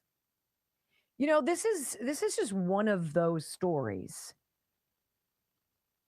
that proves this president is willing to try anything. He's willing to listen, to make a deal with anyone. Tell me what the story is. Tell me what the problem is. Tell me what a possible solution is. Tell me if I can help get the red tape out of the way. And let's see if we can get people feeling better. You know, after 4 years of finger wagging and wand waving and emergency mandates and a bunch of jerks, by the way, corrupt, narcissistic jags, telling us what we needed to do to be good people. I swear, there are a lot of people I want to throw down the stairs. It's refreshing to have this president. He's like, look, if there's something that could help you, I believe that you should have access to it. You should try it. And I hope it works. Remember what he did for Scott Adams? Dilbert cartoonist of past, suffering from prostate cancer that metastasized into his bones. We watched him die. President Trump tried to do anything he could to expedite something experimental. Hey, if it can give you a shot at life, let's go. I voted for that. So President Trump signed an executive order Saturday intended to speed up access to medical research and treatment based on psychedelic drugs. The order instructs the U.S. Food and Drug Administration to expedite the review of drugs such as ibogaine, which U.S. military veteran groups have said can help treat post-traumatic stress disorder. Health Secretary Robert F. Kennedy Jr. has championed the idea of using drugs such as ibogaine as an alternative treatment for mental health conditions such as depression. Now, can you imagine if you get back from battle and you've been asked to do unthinkable things by your government for which you had raised your hand and volunteered? Yes, I will do that. There's no debrief if you're lucky to survive and come back home, not in a casket. There's no helping you through what keeps you up at night as your mind goes through every scenario and you are trapped. Now imagine if you could take something such as a psychedelic drug that allows you to work through whatever the current is, puncture through what's holding you back, what's driving your depression and making you miserable considering suicide. What if that drug could push through that world and take you past it to another place where you're not traumatized by that, where you don't relive it on a loop every day, where you can live happily and peacefully? And 80 to 90% of the people tested with this drug in a Stanford University trial, 80 to 90% had total life-changing differences. I want you to hear Dr. Marty Makary. He's the FDA chief, and he's in the Oval Office standing next to the president. Joe Rogan is behind the president because he actually called the president, was like, my man, we really need your help on this. And President Trump answered. And he's got all these veterans around him. They're all wearing suits, and they've all been saved to some degree with this ibogaine. And this is what Dr. Makary says about the FDA fast-tracking this so that more people can benefit. Listen. Next week, the FDA will issue 3 national priority vouchers for serotonin 2A agonists, also known as psychedelics. Under this new program, in this administration, drugs can get approved in weeks, not a year or a year plus, but in weeks, if they are in line with our national priorities. We have 18 vouchers in the program. We'll be adding 3 more next week. This is an unmet public health need, and there are potentially promising treatments. That's why there's a sense of urgency around this. That's why we're doing it now. The applications are about to come in, so this is the natural, perfect timing for this announcement. For many men and women, they have been fighting battles on the ground. But even after the wars are over, those battles continue in their mind. Now, there are a lot of medications in medicine where we don't know exactly how it works, but we see profound results. If we actually listen to those who experience the therapeutic value, we can learn as a medical field. We just have to listen. The stories of those individuals with dramatic results, that is data. That is scientific data, even from a single individual. We also have randomized controlled trials. And we have to do that because we need to be able to say there's good support when we recommend these therapeutics. If you look at those trials, there's a 30 to 40% remission rate for conditions like PTSD. Otherwise, we got nothing. We have almost nothing for these conditions. So this is interesting. Ibogaine, derived from a shrub native to Africa, is a Schedule I substance in the United States, meaning it's deemed to have, quote, no currently accepted medical use and a high potential for abuse, according to the DEA. You can get this in Mexico, right? Globally, ibogaine is sometimes used to treat mental health conditions in nations where it is legal or faces fewer restrictions. Mexico has ibogaine treatment centers that often attract U.S. veterans, right? And flanked by U.S. military veterans, including Marcus Luttrell and Representative Morgan Luttrell, a Texas Republican, and with podcaster Joe Rogan, standing right behind President Trump. He said ibogaine had come to his attention partly through the efforts of Joe Rogan, who devoted an entire episode of his show to advocates for the drug's use in treating veterans.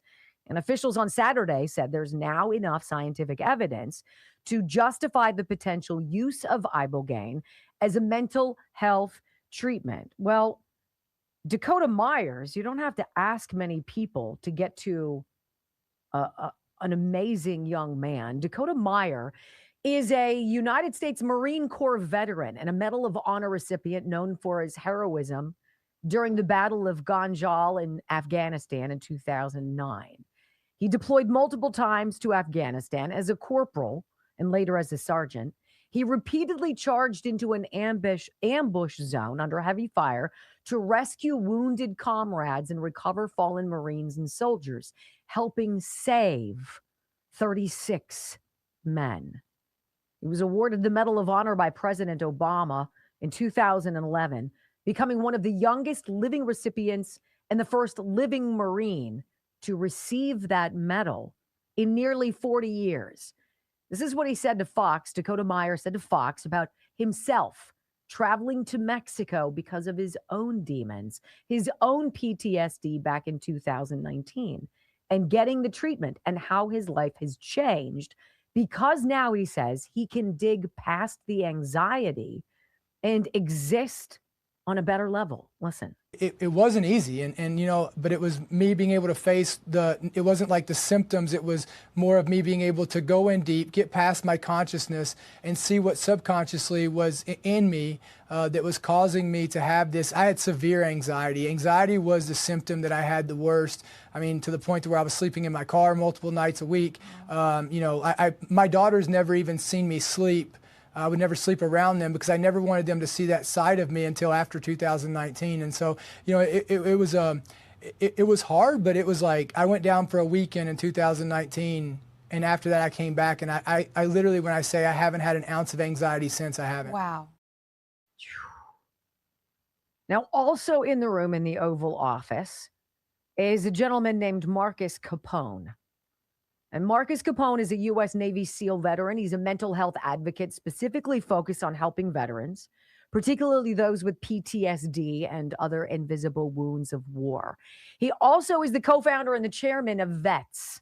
It stands for Veterans Exploring Treatment Solutions. It's a nonprofit that helps special operations and other veterans access alternative mental health treatments, including psychedelic assisted therapy, such as ibogaine. This is Marcus Capone telling the president, this is such a remarkable day. Thank you, sir. We had prayed for this day to come 10 years ago when we started the charity. We've been sending veterans outside the country, Joe, that you've been talking about for years, several thousand now. And we said the mission will end once this day happens. So we believe this is a huge step in maybe that the mission goes away. And now we have affordable access right here in the U.S. Why didn't they get it done? We're getting it done, right? You're getting it done. And he said, well, the president asked him, and Mr. Capone didn't understand necessarily what he was asking him, but the president said, why didn't other presidents? And Capone thought he was saying, because they weren't you, and you're the only one who's getting stuff done. And President Trump was like, no, that's not what I mean. Why has it been so difficult for you to move this needle? You guys, Joe Biden was non-existent. There was no one for a Joe Rogan to pick up the phone and call. Joe Biden wasn't there physically. We know factually he spent 40% of his time away on various trips or what have you, right?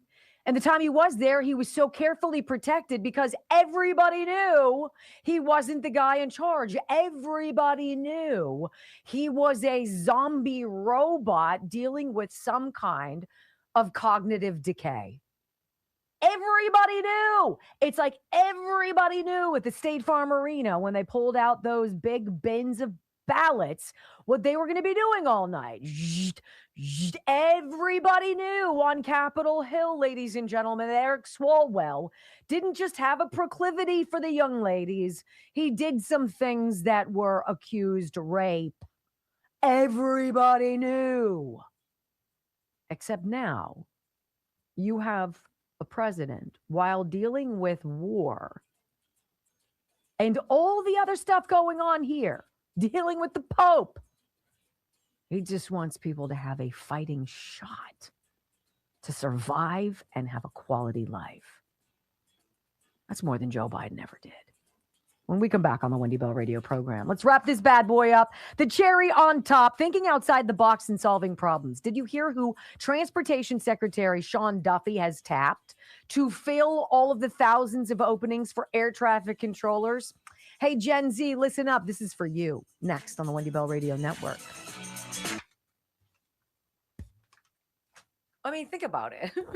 It's like everything is so obvious. It's so in plain sight. Well, we couldn't get any traction with the Biden administration because nobody was here. There was nobody answering the phone, right? There was no human being. There was no progress. There were unelected bureaucrats running this country. And while that was going on, You had members of Congress tapping into Act Blue like freaking nobody's business. All these grifts are going on, hospice bullcrap in California, autism, daycare garbage in Minnesota. Where else, right? Where else? And we should say it is reported that all 29 of the states that refuse to give this Trump administration their voter rolls still refuse to give this president their voter rolls. You have to wonder why. You said it best this morning when you and I were talking about this past segment. Where was the medical field? It's fascinating to me because if you can tap into the brain and find out what's wrong. Well, as an epileptic, can Sure. you imagine if there was something that would take your seizure to like as a portal and take you into a different zone, like Dakota Meyer said, where you just had to get through whatever this was, and the drug punctures that so that you're there. Now you're game-changing quality of life. And people can be like, I don't like that he's legalizing marijuana for blah, blah, blah. Like, look, everybody's going to smoke pot anyway. It's everywhere. If you're in the car, it gets into your air conditioning. It's everywhere. If you go to a freaking car wash, it's everywhere. Like, whatever. I can understand a lot of that, but I can't another side. But well, it's the you do you. Yeah. Because you like it or don't like it has no bearing on my life. But if I had a doctor 20 years ago because my seizures were out of control, even on meds, I was having them every 3 to 4 weeks. So it was just uncontrollable. And I said to him, I said, if I smoke pot, would it help? And his response was, no, I cannot prescribe that kind of drug for you because it's not right. I mean, I understood what he was saying, it's just like, well, wow, if these drugs aren't working and these drugs have all these side effects. By the way, do you remember having to like make a drug deal with your barber to get some cutthroat cut in the alley of the barber shop because you weren't allowed to go? And you're like, oh my gosh, I have to like on the DL pay to have basic stuff that we all need. They were so freaking punitive. Of course they were going to be punitive about any of this. And anything that would detract from big pharma. If they said to me, hey, take one of these gummies a day and you'll never have another seizure. Done. How do I get my lifetime supply? Yeah, right. Do I need a prescription? Is that a write-off? Do they sell that at Costco for cheaper? Does my HSA cover any of that? Right. Can I get a raise? I need to buy 2 a day. Right. I mean, and here's Trump. Let's try. Let's think outside the box. That's why I like Sean Duffy. Besides, I think he's cute. If they told me that, I'd look like Cheech and Chong going down the street. Oh my God, no, you wouldn't. Yeah. No. You'd be all sketch, paranoid.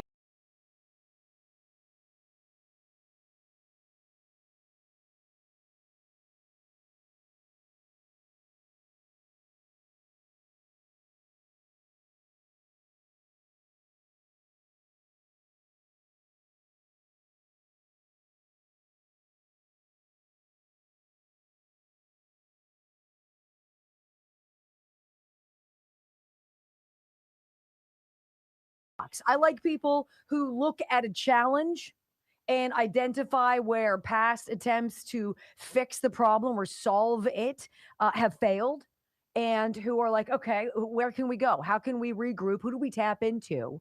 Who's got the knowledge to do this, right? Let's come up with some solution that happens quickly and under budget, right? Well, you guys remember what the Biden administration did? They had people, they offered positions to be air traffic controllers, which I believe next to pharmacists are among the most stressful jobs ever, right? And they invited under the Biden administration, basically anybody, DEI, including people who are quadruple amputees. I mean, like, is that the dumbest thing in the world? So you're going to have somebody with no arms and no legs monitoring air traffic. How are they going to manage anything? Well, it's got to be equal opportunity. No, that's just dumb. Look, when you're going into battle, I don't need a fat lesbian fighting next to me who can't pull me out of, the foxhole. I need somebody who's lean and mean and a total fighting machine and a badass. That's who our military should be. Right? When we're dealing with air traffic controllers, you need people with skills. Sean Duffy, Secretary of Transportation, he did more in this one interview with Peter Doocy than I think Pete Buttigieg did during his entire 4 years of chest feeding. Here we go.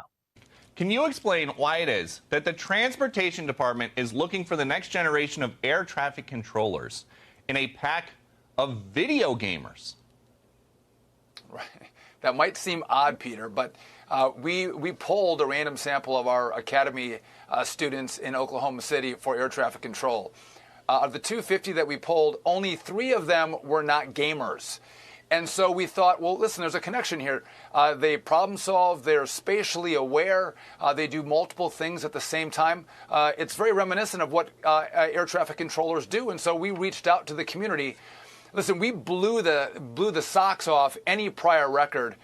We had 12,000 applications in 24 hours. 11,000 of those were qualified. We've already sent 8,000 of them to go get their skills test. So again, looking to find the best and the brightest, the best qualified to become air traffic controllers I think this is a sign that, looking at who we attract, who's great at the job. This made sense for us to reach out to the gaming community, and the response has been remarkable. Yeah. How about he said he announced the fastest air traffic controller hiring effort in U.S. history. He said in just 13 hours, 8,004 Americans applied. That's more than 10 applications every minute. Even better, 7,252 applicants are already qualified. And the insight is brilliant. Today's gamers perfectly suited for air traffic control. They're already managing multiple screens, communicating rapidly and processing complex real-time information. Thank you. I voted for that. Now, let's talk about what's going on tomorrow in Virginia. Hello, Commonwealth of Virginia. Conservatives, get out there. Vote against this redistricting, or you guys are about to flip the House of Representatives. So Virginia is in the midst of this gerrymandering vote where they want to take their 10 or 11 congressional seats, which are now split up, 6 Democrat to 5 Republican.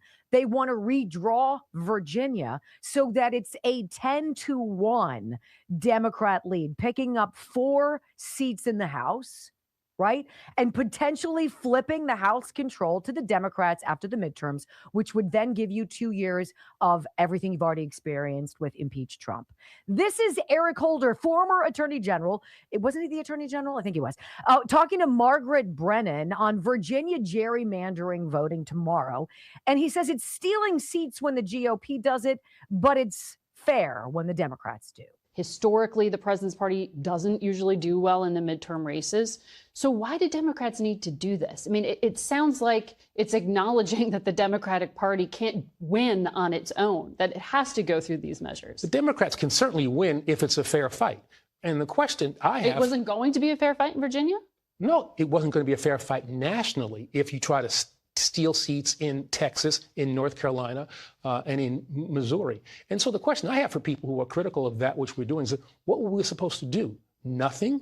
Just allow them to try to stack the deck, to try to steal seats? And all we're trying to do is meet them and try to make the system as fair as it possibly can be. And that's all that this is about. Stealing for the Democrats is fair, but when the Republicans redraw stuff, of course, that's not fair. Got it. As long as we're all on the same page about the grossness of the deep state. Eric Holder, ladies and gentlemen. Thank you for being here. Come on back tomorrow. Same time, same place. Love you guys. Peace.